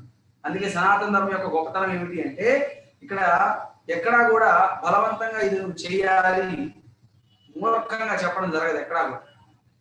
అది ధర్మాన్ని నిలబెట్టడం కోసం ఆ సందర్భాన్ని అనుసరించి చెప్పడం జరుగుతుంది తప్ప కేవలం మూర్ఖంగా లేదా కఠినంగా నువ్వు ఇది చేయాలి, నువ్వు ఇది చేయాలని ఎక్కడా కూడా సనాతన ధర్మంలో దాన్ని చెప్పడం జరగదు. దాని గొప్పతనాన్ని వివరిస్తే ఆటోమేటిక్గా ఏమవుతుంది, దాన్ని పాటించడానికి ప్రయత్నం చేస్తారు అందరూ కూడా, ఆ నియమాలన్నింటినీ కూడా. అందుకని ఏకాదశిని పాటించే క్రమంలో కూడా ఎవరైతే చిన్నపిల్లవాళ్ళు ఉన్నారో 8 సంవత్సరాల లోపు వారు ఏకాదశిని పాటించాల్సిన అవసరం లేదు అని చెప్పేసి శాస్త్రం. అలాగే ఎవరైతే వృద్ధులు ఉన్నారో 80 సంవత్సరాల పైన ఉన్న వాళ్ళు కూడా ఏకాదశిని పాటించాల్సిన అవసరం లేదు అని చెప్పండి. అలాగే ఎవరైతే దీర్ఘకాలంగా వ్యాధులతో బాధపడుతూ ఉన్నారో మంచాన పడి, అటువంటి వాడు కూడా ఏకాదశిని పాటించాల్సినటువంటి అవసరం లేదు అని శాస్త్రం చెప్తుంది. అలాగే మనం చూసినట్లయితే ఎవరైతే బ్రహ్మరాక్షస జాతికి చెందిన వాళ్ళు ఉన్నారో వాళ్ళు కూడా ఏకాదశిని పాటించాల్సినటువంటి అవసరం లేదు. కనుక మనం కూడా ఏం చేయాలి? నేను ఏకాదశి పాటించలేదు, నేను 8 సంవత్సరాల కన్నా చిన్నవాడినా లేదా 80 సంవత్సరాల కన్నా పైబడిన వయస్సు నేను కలిగి ఉన్నానా, లేదా దీర్ఘకాలికంగా నేను ఏమన్నా వ్యాధిన బారిపడి అలమటిస్తూ ఉన్నానా అని మనం ఆలోచించాలి. అలా చేయకపోతే మనం బ్రహ్మరాక్షస కేటగిరీ కిందకు వస్తాం. అంటే మిగిలింది అదే కదా. కనుక మనం ఖచ్చితంగా ఏకాదశి వ్రతాన్ని పాటించాల్సి ఉంటుంది. జలము, పండ్లు, మూలాలు, పాలు, నెయ్యి, బ్రాహ్మణ ఉపదేశము, గురువాక్యము, మందు అనేది 8 అంశాలు వ్రతాన్ని భంగపరచవు. జలం తీసుకోవచ్చు, పండ్లు తీసుకోవచ్చు, మూలాలు కందమూలాలు తీసుకోవచ్చు, పాలు, నెయ్యి, బ్రాహ్మణుని ఉపదేశం, గురువాక్యము, అలాగే ఔషధం అనే 8 అంశాలు వ్రతాన్ని భంగపరచవు. ఔషధ సేవనం కూడా ఇబ్బంది ఏం లేదు ఏకాదశి రోజు. ఇక్కడ క్లియర్ గా చెప్పడం జరిగింది. ఈ 8 అంశాలు కూడా మన యొక్క వ్రతాన్ని భంగపరచవు అని వివరించడం జరిగింది. అలాగే శిశురక్షణకై తల్లిని ఏర్పాటు చేసినట్లు, వ్యాధి నివారణకై ఔషధాలు సృష్టించినట్లు భగవంతుడు సకల జనుల రక్షణ కొరకు ఏకాదశి మహావ్రతాన్ని ప్రవేశపెట్టాడు. తత్వసాగర గ్రంథంలో వివరించడం జరుగుతుంది. శిశు రక్షణకై తల్లి ఎలా ఉంటుందో, శిశువును రక్షించడం కోసం తల్లి ఎప్పుడు కూడా అహర్నిశలు ఆవిడ కష్టపడుతూ ఉంటుంది. ఆవిడ రక్షిస్తూ ఉంటుంది బిడ్డని. భగవంతుడు ఏర్పాటది. శిశువును రక్షించే బాధ్యత ఎవరు? తల్లి. అలాగే వ్యాధి నివారణకై ఔషధాన్ని సృష్టించారు భగవంతుడు. రకరకాల ఔషధాలన్నింటినీ కూడా భగవంతుడు సృష్టించారు. అలాగే సకల జనులకు రక్షణ కొరకు ఏకాదశి మహావ్రతాన్ని ప్రవేశపెట్టారు భగవంతుడు. సకల జనాలు అందరూ కూడా, ప్రజలందరూ కూడా సుఖ సంతోషాలతో ఉండాలనే ఉద్దేశంతో భగవంతుడు ఈ ఏకాదశి వ్రతాన్ని ప్రవేశపెట్టారు అని తత్వసాగరంలో అనే గ్రంథంలో వివరించడం జరిగింది. అలాగే దుఃఖపూర్ణమైన బద్ధ జీవితంలో మానవ జన్మను పొందిన తర్వాత ఏకాదశి వ్రతాన్ని పాటించేవాడు బుద్ధిమంతుడు, ధన్యునిగా భావించబడతాడు. కనుక ఈ భౌతికమైనటువంటి జీవిత విధానం ఏదైతే ఉందో ఇది దుఃఖాలయం అశాశ్వతం అని గ్రహించి ఎవరైతే తిరిగి ఈ ఏకాదశి వ్రతాన్ని పాటించడానికి ఉపక్రమిస్తారో వారు బుద్ధిమంతులుగాను మరి ధన్యులుగాను భావించబడతారు. కనుక ఇప్పటి వరకు జరిగినటువంటి వ్యవస్థ అంతా కూడా జరిగిపోయింది. కనుక ఏదో రకంగా ఇప్పటి నుంచైనా కానీ మనం ఈ యొక్క ఏకాదశి వ్రతాన్ని పాటించినట్లయితే మనం బుద్ధిమంతులం అవుతాం, అలాగే మన జన్మ ధన్యం అవుతుంది అని ఇక్కడ వివరిస్తూ ఉన్నారు, మనం గమనించాలి. అలాగే ఏకాదశి వ్రతాన్ని త్యజించి అన్ని వ్రతాలు చేపట్టేవాడు మహారత్నాన్ని పారవేసి మట్టి ముద్దకై అన్వేషించేవాడే అవుతాడు. రాజా, మనిషి ఏకాదశి వ్రతాన్ని కృత్రిమంగా పాటించిన యమలోకంలో దండ నుండి తప్పించుకుంటాడు. నిజానికి అతడు సులభంగా వైకుంఠ ప్రాప్తిని పొందగలుగుతాడు. ఏకాదశి వ్రతంలో ఉన్నటువంటి ఇంకొక విశేషం ఏంటంటే కృత్రిమంగా దాన్ని ఆచరించినప్పటికీ కూడా ఇబ్బందులు పడుతూ కూడా చాలా మంది ఏం చేస్తుంటారు, ఏకాదశి పాటిస్తూనే ఉంటారు, ఎందుకు శాస్త్రం విధించింది కనుక. అలా పాటించినప్పటికీ కూడా ఆయన యమదండనకు గురి కాకుండా ఖచ్చితంగా భగవద్ధామం చేరుకుంటారు అని చెప్పడం జరిగింది. కనుక ఇంత గొప్పదైనటువంటి ఏకాదశిని మనందరం ఖచ్చితంగా పాటించాలి. బాల్యంలో, యవనంలో, వృద్ధాప్యంలో ఎవడైతే ఏకాదశి ఉపవాసం ఉంటాడో అతడు సమస్త భౌతిక క్లేశాల నుండి కూడా బయటపడతారు. కనుక చిన్ననాటి నుంచి అలాగే మధ్య వయసులో అలాగే ముదిసరి స్థలంలో ఎవరైతే ఏకాదశి వ్రతాన్ని పాటిస్తారో వాడు సమస్తమైన దుఃఖాల నుండి బయటపడతారు. ఏకాదశి వ్రతము చిత్తామణి వంటిది, అది అన్ని రకాల లాభాలను కలిగిస్తుంది. మహాసాగరం లాగా లేదా కల్పవృక్షం లాగా అది ఎంతో ఘనమైనది, అది సర్వ వేదాధ్యయనముతో సమానమైనటువంటిది. కనుక ఏకాదశి వ్రత పాలన అనేది అన్ని రకాలైనటువంటి వేదాలను చతుర్వేదాలని కూడా అధ్యయనం చేసిన దాంతో సమానం అంట. మనం అన్ని వేదాలు చదివినప్పటికీ కూడా ఏకాదశి వ్రతాన్ని పాటించకుండా మనం ఉంటే ఎటువంటి ఉపయోగం లేదు. ఖచ్చితంగా మనకి ఏం చెప్తున్నారు, ఏకాదశి వ్రతాన్ని పాటించాలి అని చెప్పారు. ఆ రోజు యజ్ఞ ప్రసాదాన్ని స్వీకరించొద్దు అని చెప్తూ ఉన్నారు. కనుక మనం ఏం చేయాలి, చాలా జాగ్రత్తగా ఏకాదశి వ్రతాన్ని పాటించాలి. అలాగే వ్యక్తి విష్ణు భక్తులైన శివభక్తులైన ఏకాదశి వ్రతాన్ని మాత్రం తప్పకుండా పాటించాలి. విష్ణు ధర్మోత్తర పురాణం వైష్ణవౌ బాధ శైవో వా కొర్యాద్ ఏకాదశి వ్రతం విష్ణు ధర్మోత్తర పురాణంలో ఖచ్చితంగా చెప్తున్నారు. శివభక్తులైనా విష్ణు భక్తులైనా ఎవరైనా కూడా ఖచ్చితంగా ఏకాదశి పాటించాలి, దాంట్లో ఎటువంటి మినహాయింపు లేదు అని చెప్తున్నారు. శివుడు పలికాడు స్కంద పురాణంలో, వ్యక్తి శివభక్తులైన సూర్యభక్తులైన ఏ ఆశ్రమ స్థితిలో ఉన్నవాడైనా తీర్థక్షేత్రంలో ఉంటూ ఏకాదశి పూట అన్నం తింటే చండాలి కన్ను అంటే కుక్క మాంసం తినేవాడి కన్ను హీనుడే అవుతాడు. కనుక ఏకాదశి రోజున అన్నం తినేవాడు ఆయన ఎక్కడున్నాడు, తీర్థస్థానంలో ఉన్నప్పటికీ కూడా, అలాగే ఏ వర్ణంలో ఉన్నప్పటికీ కూడా, ఏ ఆశ్రమంలో ఉన్నప్పటికీ కూడా, ఆయన ఎటువంటి స్థితిలో ఉన్నప్పటికీ కూడా ఆయన కానీ అన్నాన్ని తింటే ఏమవుతారు, చండాలుడితో సమానం. చండాలుడు అంటే కుక్క మాంసం తినేవాళ్ళు, వాళ్ళని చండాలుడు అంటారు. ఇది స్కంద పురాణంలో వివరించడం జరిగింది. ఎవరు ఏ భక్తులైనా కూడా ఏకాదశిని పాటించాలని చెప్తారు. అక్కడ శివభక్తులు లేదా సూర్యభక్తులు దుర్గా భక్తులు అలా ఎక్కడ కూడా భేదం లేదు, అందరూ కూడా ఏకాదశి పాటించాలి ఖచ్చితంగా అని చెప్తున్నారు. శివుడు స్కంద పురాణాలు చెప్తున్నారు. శివుడు పార్వతీదేవితో పలికాడు, ఓ పార్వతి, శివభక్తునిగా నేను ఏది అనుకుంటే అది చేస్తానని భావిస్తూ ఏకాదశి రోజు అన్నం తినేవాడు పరమపాపి కావడమే కాకుండా నాకు అప్రసన్నతను కలిగించేవాడే అవుతాడు. స్కంద పురాణంలో జగన్మాత పార్వతీదేవికి చెప్తూ ఉన్నారు శివుడు, నేను శివునికి పరమ భక్తులని చెప్పేసి ఏకాదశి రోజున అన్నం తింటూ ఎటువంటి నియమాలను పాటించేవాడు, ఎటువంటి నియమాలను పాటించకుండా ఎవరైతే వర్తిస్తారో వారు ఖచ్చితంగా నాకు అప్రసన్న చేకూరుస్తారు, వాళ్ళు నాకు ఇబ్బంది వస్తుంది వాళ్ళ వల్ల అని చెప్తున్నారు. ఇది సాక్షాత్తుగా పార్వతీదేవికి చెప్తున్నారు. విష్ణు భక్తులైనా శివభక్తులైనా లేదా సూర్యోపాసకులైనా సరే వ్యక్తికి ఏకాదశి వ్రతాన్ని పాటించాల్సిందే ఖచ్చితంగా. సౌర పురాణంలో ఈ విషయాన్ని మెన్షన్ చేస్తున్నారు.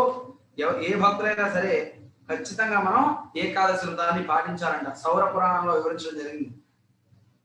ఎన్ని కష్టాలు కలిగినప్పటికీ ఎవడైతే ఏకాదశి రోజు ఉపవాసం చేస్తాడో కనీసం ఒకసారైనా వాడు యమరాజు దండకు గురికాడు. ఎన్ని కష్టాలు ఎదురైనా కూడా ఏకాదశి రోజు ఉపవాసం చేస్తాడో ఆయన ఖచ్చితంగా యమసదనానికి వెళ్ళారంట. యమధర్మరాజు యొక్క దండానికి గురి కాకుండా ఆయన ఏమవుతారు, వైకుంఠ ధామానికి చేరుకుంటారు. అది ఇక్కడ వివరిస్తూ ఉన్నారు. అలాగే మనం చూసినట్లయితే ఏకాదశ్యాం నభుంజీత వ్రతం ఏతద్ధి వైష్ణవం. ఏకాదశి రోజు మనిషి ఉపవాసం చేయాలి. ఈ వ్రతం విష్ణువుకు అత్యంత ప్రీతికరమైనది. అగ్ని పురాణంలో చెబుతున్నారు. ఖచ్చితంగా విష్ణువుకి అత్యంత ప్రీతికరమైనటువంటిది ఏంటి, ఈ యొక్క ఏకాదశి వ్రతం. కనుక ఆ రోజు అందరూ కూడా ఉపవాసం ఉండాలి. ఈ వ్రతం విష్ణు భగవానికి ఎంతో ఇష్టమైనటువంటి వ్రతం. అగ్ని పురాణంలో ఈ విషయాన్ని చెప్పారు. ఓ బ్రాహ్మణులారా, విష్ణువుకు అతి ప్రియమైనట్టి ఏకాదశి వ్రతాన్ని చేయడం ద్వారా బ్రాహ్మణులు, క్షత్రియులు, వైశ్యులు, శూద్రులు, స్త్రీలు అందరూ మోక్షాన్ని పొందుతారు.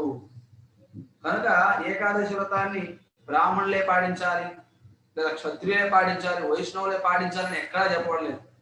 క్లియర్ గా ఇక్కడ ఏం చెప్తున్నారు, ఓ బ్రాహ్మణులారా, సూత గోస్వామి చెప్తున్నారు సౌనకాది ఋషులతో,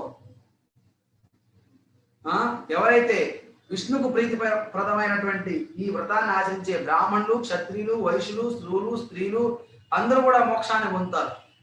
అంత గొప్పది ఏకాదశి వ్రతం. ఏకాదశ్యాం ఉపవస్సేన కదాచిత్ అతిక్రమేత్. ఏకాదశి రోజు తప్పకుండా ఉపవాసం చేయాలి. ఎట్టి పరిస్థితుల్లో వ్రతభంగం చేయకూడదు. కణ్వస్మృతి అనే గ్రంథంలో ఈ విషయాన్ని మెన్షన్ చేశారు.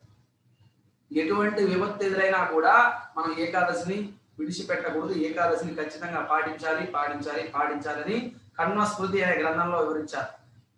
ఉపోసైక సాధి రాజన్ యావదాయు ప్రవృత్తిభి. ఓ రాజా, మనిషికి ఆయువు ఉన్నంత వరకు ఏకాదశి రోజు ఉపవాసం చేయాలి అని మనకి శాస్త్రం ఉపదేశిస్తుంది. కనుక మనకు ఆయుష్ ఉన్నంత వరకు కూడా ఖచ్చితంగా మనం ఏకాదశిని పాటించాలట. అంటే అంత ప్రధానమైనటువంటిది ఏకాదశి అని అర్థం. ఓ రాజా, మనిషికి ఆయువు ఉన్నంత వరకు ఏకాదశి రోజు ఉపవాసం చేయాలి. ఓ దేవి, ఏకాదశి వ్రతపాలన ప్రాధాన్యాన్ని పురాణాలు పదే నొక్కి చెబుతున్నాయి. మళ్ళీ నేను చెప్పేది ఏమంటే, ఏకాదశి రోజు మనిషి ధాన్యం తినకూడదు. ఇది నారద పురాణంలో ఉంది, అలాగే పద్మ పురాణం ఉంది. జగన్మాత పార్వతీదేవికి పరమశివుడు ఉపదేశిస్తూ ఉన్నారు ఈ ఏకాదశి గురించి. అంటే మనం ఇక్కడ గమనించాల్సినటువంటి విషయం ఏమిటి, ఓ దేవి, ఏకాదశి వ్రతపాలన ప్రాధాన్యత పురాణంలో పదే చెప్తున్నారు. నేను మళ్ళీ కూడా చెప్తున్నాను, ఏకాదశి రోజు ధాన్యం తినకూడదని పరమశివుడు జగన్మాత పార్వతీదేవికి వివరిస్తున్నారు. ఖచ్చితంగా మనం ఆ రోజు ధాన్యాల నుంచి ఉపవాసం ఉండాలి. దీంట్లో ఎటువంటి సందేహం లేదు ఉండకూడదు. కనుక మనం ఖచ్చితంగా కూడా ఏకాదశి రోజున ఉపవాసం ఉండాలి. అది కూడా ఎలాగా, శాస్త్రంలో చెప్పిన విధంగా ఉపవాసం ఉండాలి. ఖచ్చితంగా ధాన్యాన్ని మనం స్వీకరించకూడదు. చాలా మందికి ఇప్పటికీ కూడా చాలా సందేహాలు ఉంటాయి. ఏకాదశి రోజు ఏం తినాలి, ఏం తినకూడదు అనే ఉద్దేశం చాలా మంది ప్రశ్నిస్తూ ఉంటారు. ఇంకా ఎన్నిసార్లు మనం చర్చించుకున్నా కూడా ఖచ్చితంగా ఏకాదశి రోజున యొక్క ధాన్యాలు, నవధాన్యాలు, తృణధాన్యాలు, సిరిధాన్యాలు లాంటి ధాన్యాలను మనం త్యజించాలి. ఎందుకు అంటే ఆ రోజున పాప పురుషుడు ఆ ధాన్యాల్లో నివసిస్తారు. కనుక ఆ ధాన్యాన్ని స్వీకరించడం వల్ల మనం పాపం తిన్నట్లే అవుతుంది. మనకి పద్మపురాణం అలాగే అగ్ని పురాణం చెప్తుంది, ఒక్కసారి మనం ఏకాదశి రోజున ఒక్క అన్నం మెతుకు తిన్నా కూడా 10,000 మంది బ్రాహ్మణ హత్య చేసినటువంటి పాపం వస్తుందట. కనుక ఎంత ఘోరమైనటువంటి అపరాధం అవుతుందో చూడండి. బ్రాహ్మణ హత్య, అది కూడా ఎంతమంది, 10,000 మంది బ్రాహ్మణులు. అది ఏ రోజు, ఏకాదశి రోజు. కనుక అంత పాపం మనం చేయకూడదు. అందుకని చాలా మంది అడుగుతుంటారు, మేము అన్ని రకాలైన వ్రతాలు చేస్తుంటాము, దానాలు చేస్తుంటాము, తీర్థయాత్ర కడుతుంటాము, రకరకాల నామాలు జపం చేస్తుంటాము, అయినా కానీ మాకు ఇన్ని కష్టాలు ఎందుకు అని చెప్పి చాలా మంది చెప్తుంటారు. దానికి కారణం ఏంటంటే ఏకాదశి రోజున మనం ధాన్యాన్ని స్వీకరించడమే.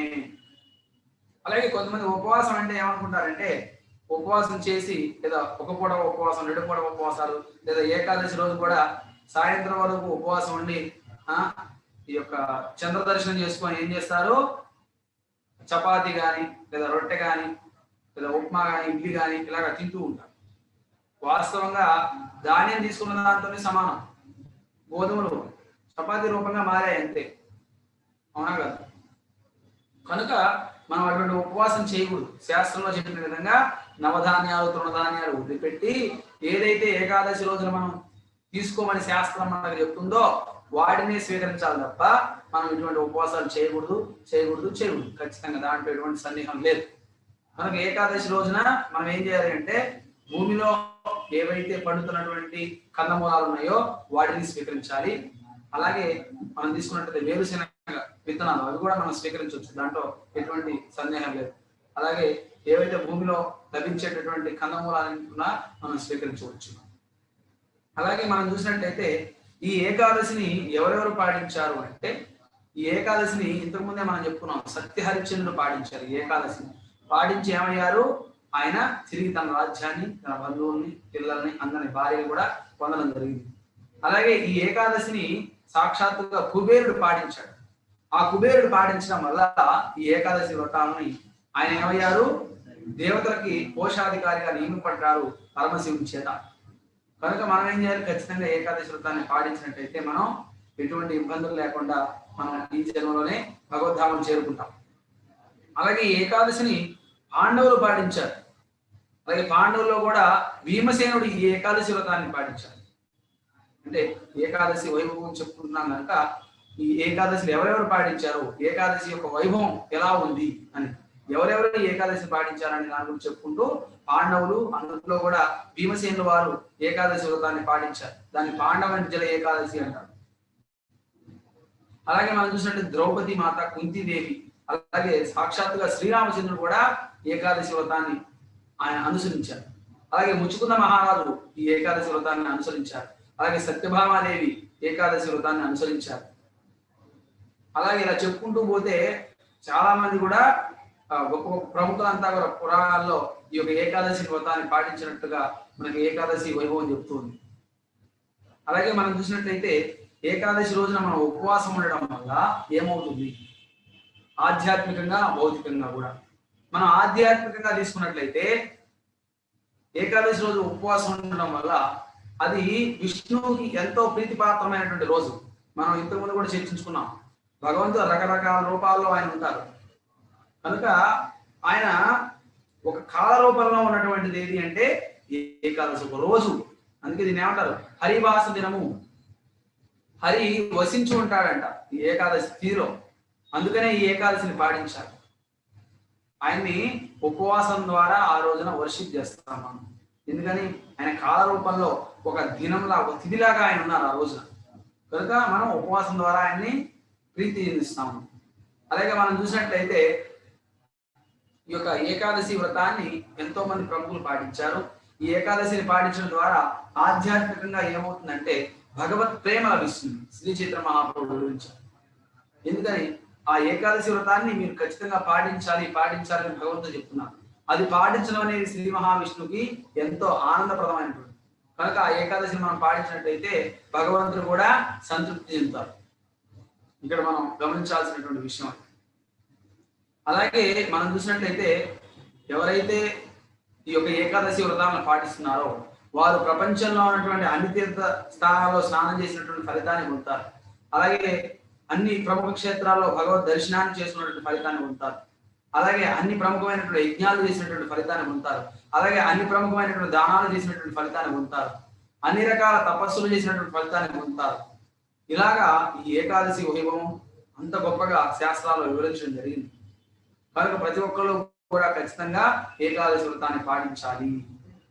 అలాగే మనం చూసినట్లయితే ఈ ఏకాదశి వ్రతాన్ని పాటించడం వల్ల మనకి ఏమవుతుందంటే, మనం ఇంతకుముందు కూడా చెప్పుకున్నాం దీని గురించి. ఏమని అంటే ఈ ఏకాదశి రోజున మనం చేసేటటువంటి జపము, తపము, దానము, యజ్ఞం ఇవన్నీ కూడా కొన్ని లక్షల రెట్లు మనకు ఫలితాన్ని అందిస్తాయి. మనం కూడా చూసినట్లయితే ఇప్పటి వరకు కూడా మనం ఈ జీవితంలో హరినామ జపం చేయాలి. మనం ఖచ్చితంగా మనకు ఊహ తెలిసినప్పుడు కౌమారే ఆచర ప్రాజ్ఞ ధర్మో భాగవతానిహ అని చెప్తున్నారు ప్రహ్లాద్ మహారాజ్. ఖచ్చితంగా 5 సంవత్సరాల వయసు నుంచి మనం భక్తిని చేయాలి. అప్పటి నుంచి మనం జపం చేయాలి. రోజు 16 మాల చొప్పున. ఇప్పుడు ఎంత వయసు ఉందో అంతవరకు మనం ఈ జపాన్ని చేయలేదు. అలాగే మనం ఈ జీవితాన్ని పవిత్రం చేసుకోవాలి. అలా పవిత్రం చేసుకున్న నాడే మనం భగవద్ధామం చేరగలుగుతాం. మరి అది చేయాలి అంటే ఏం చేయాలి? మనం హరినామాన్ని జపం చేయాలి. చేతో దర్పణ మార్జనం భవమహా దావాగ్ని నిర్వాహణం శ్రేయ కైరవ చంద్రికా వితరణం విద్యావధు జీవనం. అనంతకాలం నుంచి కూడా హృదయంలో పేరుకుపోయింది మనకు. కల్మషం. ఆ కల్మషం అంతా పోవాలంటే జపం బాగా జరగాలి. మనం మామూలు రోజుల్లో జపం చేసేదానికన్నా కూడా ఏకాదశి రోజు జపం చేయడం ద్వారా త్వరగా ఏమవుతుంది, మన హృదయం పవిత్రం అవుతుంది. అందుకని శ్రీ చైతన్య మహాప్రభు కొనియాడారు, భక్తికి తల్లి లాంటిది ఏకాదశి వ్రతం అని. ఎందుకని మనం ఖచ్చితంగా ఏకాదశి రోజు చేసేటటువంటి జపం లక్షల రెట్లు ఫలితాన్ని ఇస్తుంది మనకి. మామూలు రోజుల్లో మనం జపం చేసేది వేరు, ఏకాదశి రోజున జపం చేసేది వేరు. అలాగే మనం చూసినట్టయితే మామూలు రోజుల్లో దానం చేసేది వేరు, ఏకాదశి రోజు దానం చేసేది వేరు. ఇలాగ ఎంతో గొప్ప ఫలితాన్ని ఇస్తుంది. కనుక కోట్ల జన్మల్లో పోగుపడినటువంటి యొక్క ధూళిని, ఆ యొక్క కల్మషాన్ని మొత్తాన్ని మనం తీసివేయాలంటే కేవలం భౌతికంగా మనం ప్రతిరోజు చేసేటటువంటి జపం పనిచేయదు. ఆ ఉద్దేశంతో మనం త్వరగా ఈ యొక్క లంపటం నుంచి బయటపడాలి, ఈ కర్మలన్నింటినీ తొలగించుకోవాలనే ఉద్దేశంతో భగవంతుడు ఏకాదశి వ్రతాన్ని ప్రవేశపెట్టారు, తత్వసాగరంలో వివరించారు. ప్రజల క్షేమం కోసం భగవంతుడు ఈ ఏకాదశి వ్రతాన్ని ఇచ్చారు అని చెప్పడం జరిగింది తత్వసాగరం అనేటువంటి గ్రంథంలో. అలాగే మనం భౌతికంగా తీసుకున్నప్పటికీ కూడా ఈ యొక్క ఏకాదశి వ్రతాన్ని పాటించడం వల్ల మనకి ఆయుష్ పెరుగుతుంది, అలాగే జ్ఞాపక శక్తి పెరుగుతుంది, అలాగే భగవంతుడి పట్ల ప్రేమ వస్తుంది. అలాగే మనం చూసినట్లయితే ఈ ఏకాదశి వ్రతాన్ని పాటించడం వల్ల ఎటువంటి ఫలితాలు మనకు వస్తాయి, మనకి శాస్త్రంలో చెప్పడం జరిగింది. మనం ఈ యొక్క ఏకాదశి వ్రతాన్ని 15 రోజులకు ఒకసారి మనం ఆచరించడం వల్ల మన యొక్క శరీరంలో మనకు తెలియకుండానే కొన్ని రకాలైన మార్పులు జరుగుతాయి. అది మనం చూసినట్లయితే సుమారుగా 2018వ సంవత్సరంలో డాక్టర్ ఓషనోరి ఓగుసుని అనేటువంటి శాస్త్రవేత్త, ఆయన జపాన్ సైంటిస్టు, ఈ యొక్క ఏకాదశి వ్రతాన్ని ఎందుకు పాటిస్తున్నారు భారతదేశంలో, ఏకాదశి గొప్పతనం ఏంటి, 15 డేస్కి ఒకసారి 15 రోజులకు ఒకసారి ఉపవాసం అనేది ఎందుకు మీరు ఒక పీరియడికల్గా వాళ్ళు చేస్తున్నారు అనే దాని మీద ఆయన రీసెర్చ్ చేశారు. ఆ రీసెర్చ్లో ఆయన కనుగొన్నటువంటి విషయం ఏమిటంటే 15 రోజులకు ఒకసారి కానీ మనం ఉపవాసం ఉన్నట్లయితే మన యొక్క శరీరంలో ఎన్నో రకాల మార్పులు జరుగుతాయి. దాంట్లో ప్రధానంగా జరిగేటువంటిది ఏమిటంటే ఆటోఫాగి అనేటువంటి ఒక వ్యవస్థ జరుగుతుంది, అంటే స్వయం భక్షణ అనే కార్యక్రమం. మనం ఎప్పుడైతే ఈ 15 రోజులకు ఒకసారి ఉపవాసం చేస్తున్నామో మన శరీరంలో ఉన్నటువంటి జబ్బుబడినటువంటి కణాలు, అలాగే వ్యాధిగ్రస్తమైనటువంటి కణాలు, అలాగే బలహీనమైనటువంటి కణాలన్నీ కూడా ఏమవుతాయంటే జీర్ణ వ్యవస్థ వాటిని ఉపయోగించేసుకుంటుంది. మన శరీరంలో రోగగ్రస్తానికి కారణం ఏమిటంటే బలహీనమైనటువంటి, చనిపోయినటువంటి, దెబ్బతిన్నటువంటి కణాల వల్లనే మనకు శరీరంలో జబ్బులు వస్తాయి. ఆ జబ్బుల ద్వారానే మనం ఎంతో బాధకు గురవుతాం. కనుక మనం 15 రోజులకు ఒకసారి ఏకాదశి వ్రతాన్ని పాటించడం వల్ల ఆ యొక్క జబ్బుపడినటువంటి, చనిపోయినటువంటి, వ్యాధిగ్రస్తమైనటువంటి, అలాగే బలహీనమైనటువంటి కణాలని జీర్ణ వ్యవస్థ ఉపయోగించుకుంటుంది. అలా ఉపయోగించుకోవడం వల్ల ఏమవుతుంది, మనకి అనారోగ్యం రాదు. ఈ విషయాన్ని ఆయన కనుగొన్నారు 2018వ సంవత్సరంలో.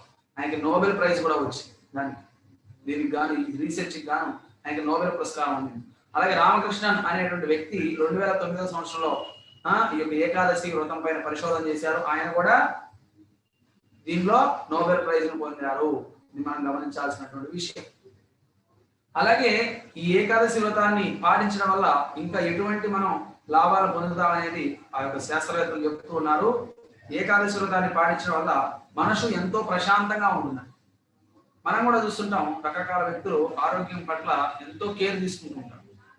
అలా ఎవరైతే ఆరోగ్యం ఎక్కువగా ఉండాలని భావించే వాళ్ళందరూ కూడా ఖచ్చితంగా ఏం చేయాలంటే ఏకాదశి వ్రతాన్ని పాటించాలి.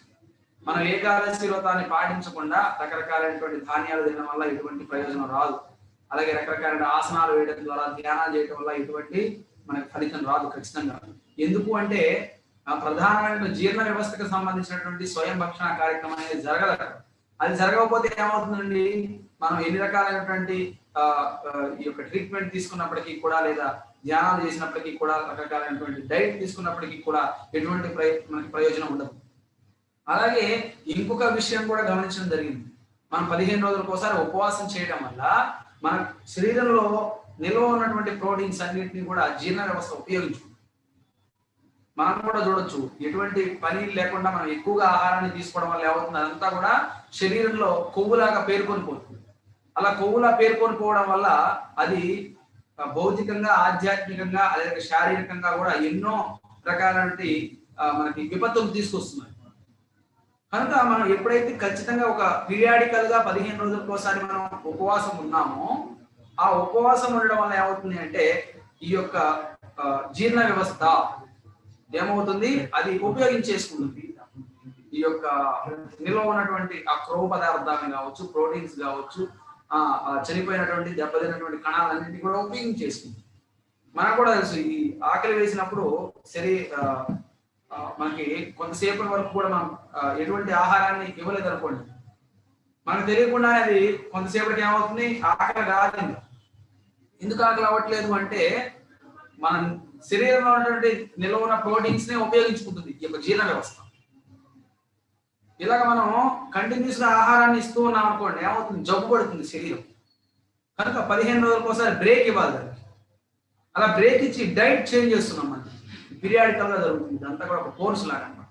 15 రోజులకు ఒకసారి అందరికీ ఇదే సమాన ధర్మం. అలాగే ఆ రోజున డైట్ చేంజ్ చేస్తున్నాం. అప్పటి వరకు జీర్ణ వ్యవస్థ ఉపయోగించుకున్నటువంటి ధాన్యాన్ని ఇవ్వకుండా వేరే రకమైన పదార్థాలు కూడా ఇస్తున్నాం. దానివల్ల కూడా ఎటువంటి నష్టం రాదు. ఇక్కడ మనం గుర్తుంచుకోవాల్సిన విషయం ఏమిటంటే, వీలైనంత తక్కువ ఆహారాన్ని తీసుకోవాలి. అది భౌతికంగా తీసుకున్న ప్రయోజనమే, ఆధ్యాత్మికంగా తీసుకున్నా కూడా ప్రయోజనమే. ఎందుకంటే వీలైనంత ఆహారం తీసుకోవడం వల్ల భౌతికమైన ప్రయోజనం ఏమిటి అంటే, మనం ఏదైతే లక్ష్యంతో ఉపవాసం చేస్తున్నామో ఆ లక్ష్యాన్ని చేరుకోగలుగుతాం. ఆధ్యాత్మికమైనటువంటి లక్ష్యం ఏమిటి అంటే, మనం ఈ యొక్క ఏకాదశిని పాటించేటప్పుడు కేవలం మనం రేపొద్దున ఏకాదశి కనుక ఏ ఏ పదార్థాలను మనం తయారు చేసుకొని తినాలి అనే దాని గురించి ఆలోచన చేస్తుంది. కానీ మనస్సు భగవంతుడి పట్ల సంలగ్నం కాదు ఆ మనస్సు. కనుక మనం ఫిక్స్ అయిపోయి ఏదో కొంత ఆహారాన్ని తీసుకుందాం అంటే ఎటువంటి ఇబ్బంది రాకుండా, శరీరం బడలిక పడకుండా కొంత ఆహారాన్ని తీసుకోవాలి, ఏకాదశి ఆహారాన్ని. అలాగే ఎక్కువ సమయాన్ని భగవంతుడి యొక్క నామరూప గుణం లేదా యశో వైభవాలను కీర్తించడానికి ఉపయోగించాలి ఆ సమయం మొత్తానికి. అలాగే పూర్వకాలాల్లో ఈ ఏకాదశి రోజున సెలవు దినంగా ఉండేది. ఎందుకంటే మన రాజులందరికీ కూడా తెలుసు ఏకాదశి యొక్క గొప్పతనం. అందుకనే ఆ ఏకాదశి రోజు గొప్పతనం తెలుసు కనుక ప్రజలందరూ కూడా ధర్మాత్ములుగా మారతారు. కనుక ప్రజలందరూ కూడా విష్ణు భక్తులుగా మారతారు, కృష్ణ భక్తులుగా మారతారు. కనుక వారి సన్మార్గంలో నడుస్తారన్న ఉద్దేశంతో రాజులందరూ కూడా వారి చేత ఏకాదశి వ్రతాన్ని పాటింపజేసేవాడు. ముచ్చుకుంద మహారాజు యొక్క జీవిత వృత్తాంతంలో మనం చూసినట్లయితే, ముచ్చుకుంద మహారాజు ఆయన పరిపాలన చేస్తున్నటువంటి సమయంలో ఆయన దండోరా వేయించేవాడు తమ రాజ్యంలో. ఏమని? దశమి రోజున రేపు ఏకాదశి కనుక ప్రతి ఒక్కళ్ళు ఖచ్చితంగా ఏకాదశి వ్రతాన్ని పాటించాలి. ఎవరైతే ఏకాదశి వ్రతాన్ని పాటించలేదో వారు దండనార్హులు, వారిని బంధించడం జరుగుతుందని చెప్పేసి ఆయన దండోరా వేయించాడు. ఆయన ఎంత గొప్ప ధర్మాత్ముడు అంటే, ఆయన ఆ ధర్మ పరిపాలనలో ఆ యొక్క పశుపక్షాదులు కూడా అవి కూడా మేతను స్వీకరించేవి కాదట. మీరు చూసుకోండి, మనకి ఏకాదశి మహత్యంలో ఉంది, ఏకాదశి వైభవం చెప్తుంది మనకి. ఈ యొక్క ముచ్చుకుంద మహారాజు ఆ విధమైనటువంటి సంకల్పంతో ఉన్నారు కనుక పక్షులు కూడా ఆ రోజున ఏం చేస్తాయి, అవి ఎటువంటి ఆహారం వేటకు వెళ్ళవట. ఆ పిల్లలతో పాటు అవి కూడా గూట్లో కూర్చొని హరే కృష్ణ కృష్ణ కృష్ణ హరే హరే, హరే రామ రామ రామ హరే హరే అని అవి కూడా జపం చేసుకుంటూ కూర్చుంటాయి. అలాగే పశువులకు కూడా, ఆవులకి గేదెలకి మనం ఆహారం పెడితే అవి కూడా స్వీకరించి ఉంటాయండి. అవి కూడా భగవంతుడి యొక్క పవిత్ర నామాన్ని ధ్యానం చేస్తూ ఉంటాయి. అంత గొప్ప ధర్మాత్మ ముచ్చుకున్న మహారాజు మనం చూసినట్టే. కనుక భగవంతుడే నేరుగా వచ్చి దర్శనమిస్తారు. ఆయన కోసం ఆయన స్వయంగా వచ్చి మరి దర్శనమిస్తారు భగవంతుడు ముచ్చుకున్న మహారాజు. కనుక మనం చూసినట్లయితే పూర్వం మన యొక్క రాజులు కావచ్చు, ఆచార్యులు కావచ్చు, ఈ ఏకాదశికి ఎంతో ప్రాధాన్యత ఇచ్చారు. ఈ రోజుల్లో చూసినట్లయితే ఈ ఏకాదశి వ్రతాన్ని చాలా తక్కువ మంది ఆచరిస్తున్నారు. ఒకవేళ ఆచరించినప్పటికీ కూడా శాస్త్ర అనుగుణంగా చాలా మంది ఈ ఏకాదశి వ్రతాన్ని పాటించడం. కనుక ఏకాదశి వ్రతాన్ని పాటించకపోతే చాలా ఇబ్బందులు వస్తాయి మనకి ఖచ్చితంగా. పాప పురుషుడు ఆ ధాన్యాల్లో కొలుగుంటారు ఆ రోజున. కనుక మనం సాక్షాత్తుగా పాపాన్ని తింటున్నట్లే అవుతుంది. కనుక ఏకాదశి రోజున మనం ఉపవాసం చేయమన్నారు. మనల్ని కఠినమైనటువంటి ఉపవాసం ఏమి చేయమని చెప్పలేదు. ఈ యొక్క ఉపవాసాన్ని కూడా 4 రకాలుగా చేయమని చెప్తుంది శాస్త్రం. అది కూడా నిర్జల ఏకాదశి అంటే నిర్జల ఉపవాసం అంటే ఏకాదశి మొత్తం కూడా ఎటువంటి పచ్చి గంగ కూడా తీసుకోకుండా ఉపవాసం ఉండేది నిర్జల ఏకాదశి వ్రతం అంటారు. అటువంటి ఏకాదశి చాలా తక్కువ మంది పాటిస్తూ ఉంటారు. అది ఆరోగ్యం సహకరించినటువంటి వాళ్ళు ఎవరైతే వయసులో ఉన్నారో వారు పాటిస్తే చాలా మంచిది. అంతేగాని ఈ ఏకాదశిని పాటించడం వల్ల నాకు ఎక్కువ స్మృతి వస్తున్న ఉద్దేశంతో ఆరోగ్యం సహకరించకుండా కూడా ఏకాదశిని నిర్జల ఉపవాసం ఉన్నట్లయితే ఏమవుతుంది అంటే మన యొక్క శిక్షా గురువును కూడా మందలిస్తారు చాలా మంది. మనకు మాట వస్తుంది, ఎందుకని మీ వల్లనే వీరంతా కూడా ఇలా అయిపోయారు అనే మాట మనకు రావు. కనుక నిర్జల ఏకాదశిని పాటించేవాడు శిక్షా గురువు యొక్క పర్మిషన్ తీసుకోవాలి, శిక్షా గురువు గారి దగ్గర అనుమతి తీసుకొని పాటించాలి అని చెప్తారు మన పెద్దలు. కనుక మనం ఏం చేయాలి, నిర్జల ఏకాదశి పాటించేటట్టయితే మన శిక్షా గురువుకు ముందుగా ఇన్ఫార్మ్ చేయాలి. గురువర్య, మేము రేపున నిర్జల ఏకాదశి వ్రతాన్ని పాటించాలనుకుంటున్నాము, ఆయన చెప్తేనే చేయాలి, అంతేగాని ఆయన వద్దు నీకు ఇబ్బంది వస్తుంది అని చెప్తే పంతానికి పోయి మనం చేయకూడదు. దానివల్ల ఎటువంటి మనకు శుభం కలగదు. మనం ఖచ్చితంగా కూడా ఆధ్యాత్మిక ఆచారాన్ని కన్సల్ట్ అయ్యి ఆయన యొక్క మార్గనిర్దేశకత్వాన్ని అనుసరించే మనం ఈ ఉపవాసాన్ని నిర్వహించాలి. అప్పుడు ఏమవుతుంది, గురువు యొక్క కృష్ణుడి యొక్క ఆశీర్వాదాలు మనకు ఉంటాయి. లేని పక్షంలో ఏమవుతుందంటే మూర్ఖత్వంగా మనం పాటించడం వల్ల ఏమవుతుంది, అందరికీ ఇబ్బంది తెచ్చిన వాళ్ళం. అలాగే జల ఏకాదశి, కేవలం జలం మాత్రమే ఏమీ తీసుకోకూడదు, దాన్ని జల ఏకాదశి అంటారు, అది ఆరోగ్యం సహకరిస్తే. అలాగే ఫల ఏకాదశి అని చెప్పడం జరిగింది, అంటే కేవలం ఫలాలని కందమూలాలని ఆరగిస్తూ చేసేటటువంటి ఉపవాసాన్ని ఫల ఏకాదశి అని చెప్పడం జరిగింది. అలాగే మనం చూసినట్లయితే ఇంకొక ఏకాదశి కూడా ఉంది, అది చాలా మంది ఎక్కువగా పాటిస్తూ ఉంటారు. అదే ఏకాదశి రోజు ఏ పదార్థం అయితే తీసుకోమని శాస్త్రం మనకు చెప్పిందో ఆ పదార్థాన్ని తీసుకుంటూ ఉపవాసం చేయడం. అందులో కూడా మనం ఏదైతే మనకి ఆరోగ్యానికి మంచిదో అంతగా తీసుకొని మనం ఉపవాసం ఉండాలి, అంతేగాని అదే పరిగా మామూలు రోజుల్లో మనం తీసుకున్నట్లుగా ఏకాదశి ప్రసాదాన్ని తీసుకొని ఉపవాసం చేయకూడదు. దానివల్ల ప్రయోజనం ఉండదు. ఎందుకని మామూలు రోజుల్లో అన్నం 3 పూట్ల తింటున్నాం, ఏకాదశి రోజున కూడా ఏకాదశి ప్రసాదం చేసుకొని 3 పూట్ల కూడా మనం తినడం వల్ల ఎటువంటి ప్రయోజనం రాదు. మన ఆరోగ్యానికి ఇబ్బంది లేకుండా, అలాగే మనం జపాన్ని అలాగే అన్ని రకాల సేవలు చేసే విధంగా ప్రసాదాన్ని తీసుకుంటూ వీలైనంతగా ఎక్కువ ఏం చేయాలి, ఉపవాసం ఉండడానికి ప్రయత్నం చేయాలి. మనం చాలా తక్కువ ఆహారాన్ని తీసుకోవాలి. అలా తీసుకోవడం వల్ల ఏమవుతుంది, మన ప్రయోజనం అనేది చేకూరుతుంది. ఉపవాసం అంటే అర్థం ఏమిటి అసలు? ఉపవాసం అంటే దగ్గరగా వసించుట అని అర్థం. దగ్గరగా అంటే ఇన్ ద సెన్స్ ఈ గర్భాలయంలో కూర్చోవడమో లేదా పూజా మందిరంలో కూర్చోవడమో కాదు, లేదా భగవంతుడిని యొక్క చిత్రపటాన్ని ఆలింగనం చేసుకోవడమో కాదు. భగవత్ చైతన్యంతో మనం ఉపవాస దీక్షను చేయాలి అని అర్థం. అంటే అర్థం ఏంటి, ఆ రోజంతా కూడా కృష్ణ భక్తి భావనాయుతమైన కార్యక్రమాలు, అంటే ప్రతిరోజు కూడా అదే చేయాలి మనం, దాన్నే కృష్ణ చైతన్యం అంటారు. కాకపోతే ఈ రోజున ప్రత్యేకంగా ఏం చేయాలి, ఆ రోజు ఎటువంటి పనులు పెట్టుకోకూడదు. ఇక చాలా మంది మనం చూస్తుంటాం, ఏకాదశి రోజున మనం ఎక్కువ మంది ఈ బట్టలు ఉతికే కార్యక్రమాలు పెట్టుకునేది, లేదా ఎక్కువ రకాలైన పాత్రలు కడిగే కార్యక్రమాలు పెట్టుకుని ఇటువంటివి చేసుకుంటూ ఉంటారు చాలా మంది. కనుక ఏకాదశి వస్తుందంటే ఆ ముందు రోజో తర్వాత రోజో మన కార్యకలాపాలన్నింటినీ డివైడ్ చేసుకోవాలి. ఏకాదశి రోజు పూర్తిగా మనం ఫ్రీగా ఉండాలి.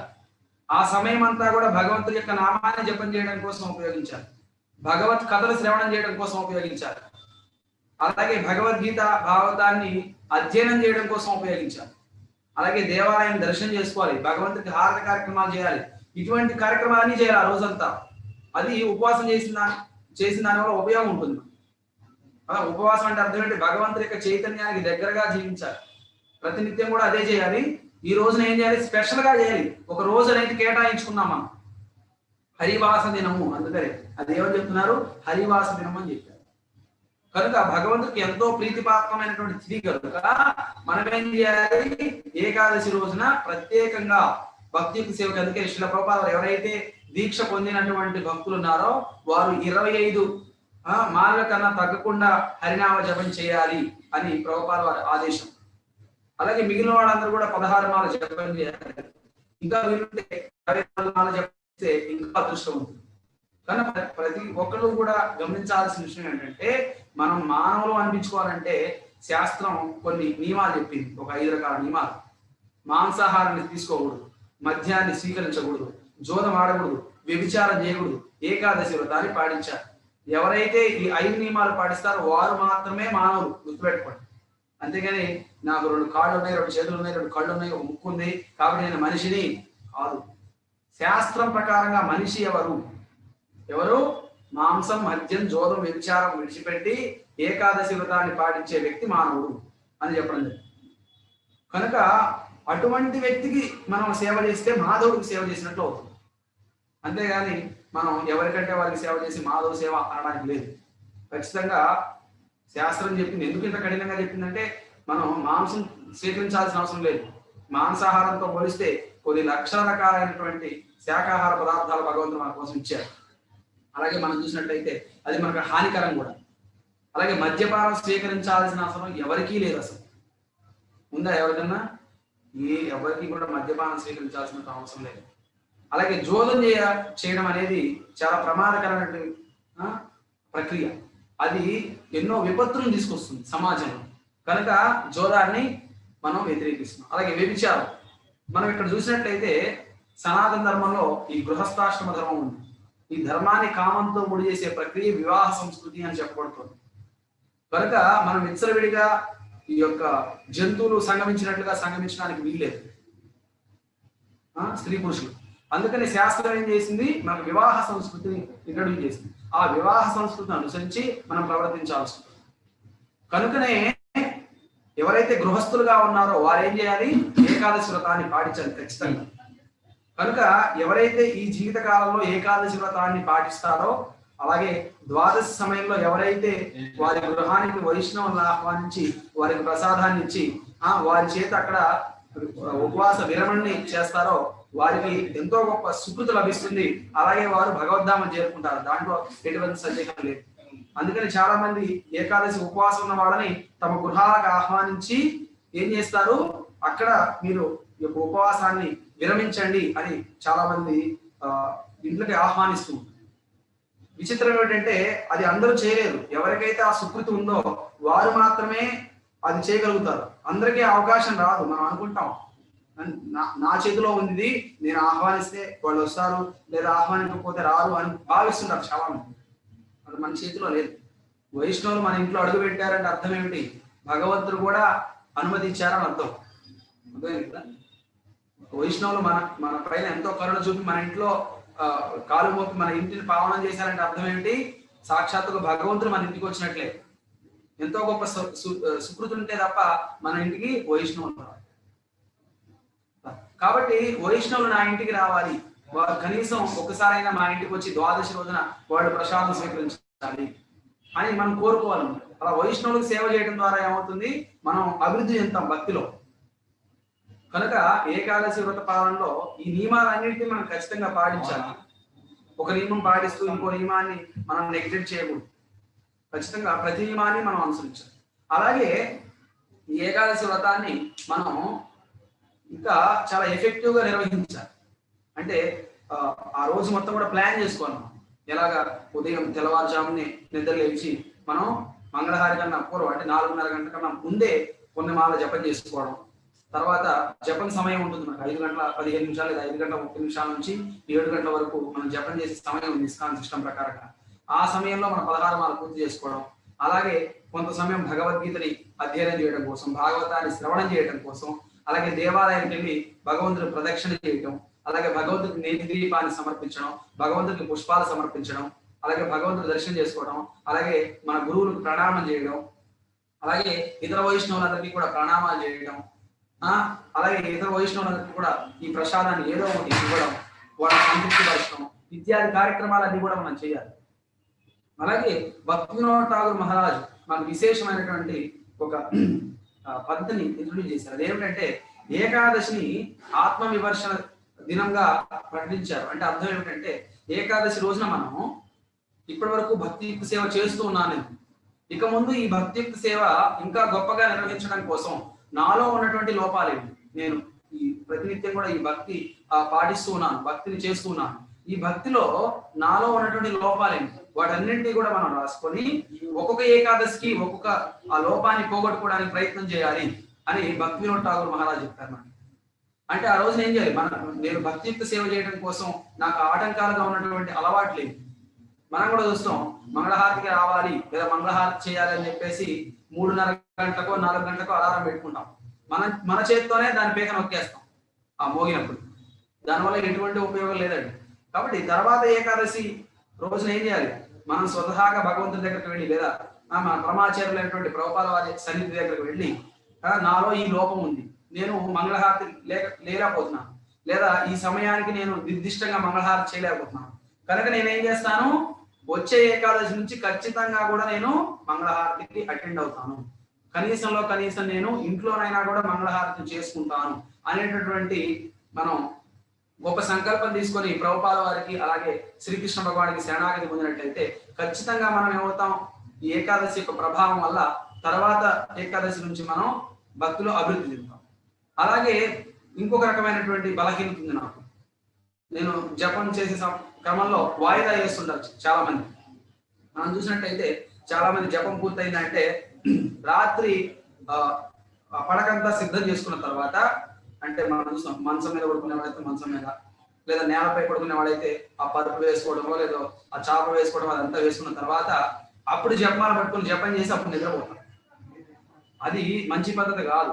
లీస్ట్ ప్రిఫరెన్స్ ఇచ్చినట్టు భగవంతుడు మన యొక్క జీవితంలో. అందుకని ప్రభుపాద వారు ఏం చేశారు, మార్నింగ్ ప్రోగ్రామ్ లోనే 16 రౌండ్స్ ఎక్కే టైం సింగిల్ సిట్టింగ్ లోనే అయిపోవాలి. లేని పక్షంలో 1-2 రోజులు ఏదో తర్వాత చేయాలి తప్ప దాన్ని వాయిదా వేసి చివరిగా లీస్ట్ ప్రిఫరెన్స్ ఇచ్చి మనం జపం చేయకూడదు. అర్థమవుతుంది కదా, అదొక బలహీనత అన్నమాట. లేదా నేను నడుస్తూ జపం చేయాలనిపించడం, లేదా ఇంకో చోట వెళ్ళడం, ఇంకో చోట వెళ్ళడం, లేదా ఫోన్లో మాట్లాడుతూ జపం చేయడం, అంటే ఎఫెక్టివ్ చాంటింగ్ లేదా. కనుక ఇటువంటి లోపం నాలో ఉంది. కనుక నేనేం చేస్తాను, మరుసటి ఏకాదశి నుంచి నేను ఖచ్చితంగా తులసి మహారాణి సమక్షంలో, భగవంతుడి సమక్షంలో లేదా గోమాత సమక్షంలో నేను కూర్చొని 16 మాలల జపాన్ని శ్రద్ధగా చెప్తూ వింటూ నేను పూర్తి చేస్తాను. అర్థమవుతుంది కదా. ఇలాగా మనం ఏం చేయాలి, కమిట్మెంట్. ఆత్మ విమర్శన దినం అని చెప్పారు భక్తి నోటాల మహారాజ్. కనుక ఏకాదశి రోజున ఎందుకు చెప్పారంటే ఏకాదశి హరివాస దినం అని. అలాగే ఏకాదశి రోజున మనం ఆ సంకల్పం తీసుకోవడం వల్ల ఏకాదశి ప్రభావం వల్ల మనం భక్తిలో అభివృద్ధి చెందుతాం. అది చాలా ఎఫెక్టివ్ తిది. అది ఎందుకు భగవంతుడు దానిని ఎంచుకున్నారు అంటే దానిలో అంత గొప్ప శక్తి ఉంది. మన అందరికీ కూడా ఉత్పన్న ఏకాదశి మహత్యాన్ని విన్నప్పుడు మనం చర్చించుకున్నాం. ఈ యొక్క ముర అనేటువంటి రాక్షసులతో భగవంతుడు యుద్ధం చేసిన తర్వాత ఆ యుద్ధంలో అలసిపోయి ఒకనొక గుహలో ఆయన పరుండిపోతారు. పోయినప్పుడు ఆ యొక్క రాక్షసుడు తిరిగి భగవంతుడి మీద దండెత్తి వచ్చినప్పుడు భగవంతుడిలో నుంచి ఆవిర్భవిస్తుంది ఒక దేవత. ఆవిర్భవించి ఆ మురాసుని సంహరిస్తుంది, నిర్జిస్తుంది. అప్పుడు ఇదంతా పూర్తయిన తర్వాత భగవంతుడు మేల్కొని చూస్తారు. అలా భగవంతుడి నుంచి ఉద్భవించినటువంటి ఆ మాతనే ఏకాదశి మాత. అప్పుడు భగవంతుడు వరాన్ని ఇస్తారు ఆ ఏకాదశి మాతకి, నాలో నుంచి ఉద్భవించావు కనుక సాక్షాత్తుగా ఎవరైతే ఆ రోజు ఉపవాసం ఉంటారో ఏకాదశి ఇది రోజున సాక్షాత్తుగా నాతో సమానమైనటువంటి ఫలితాన్ని వాడు పొందుతారు. అంటే హరివాస దినం, అందుకనే దాన్ని చెప్పడం జరిగింది.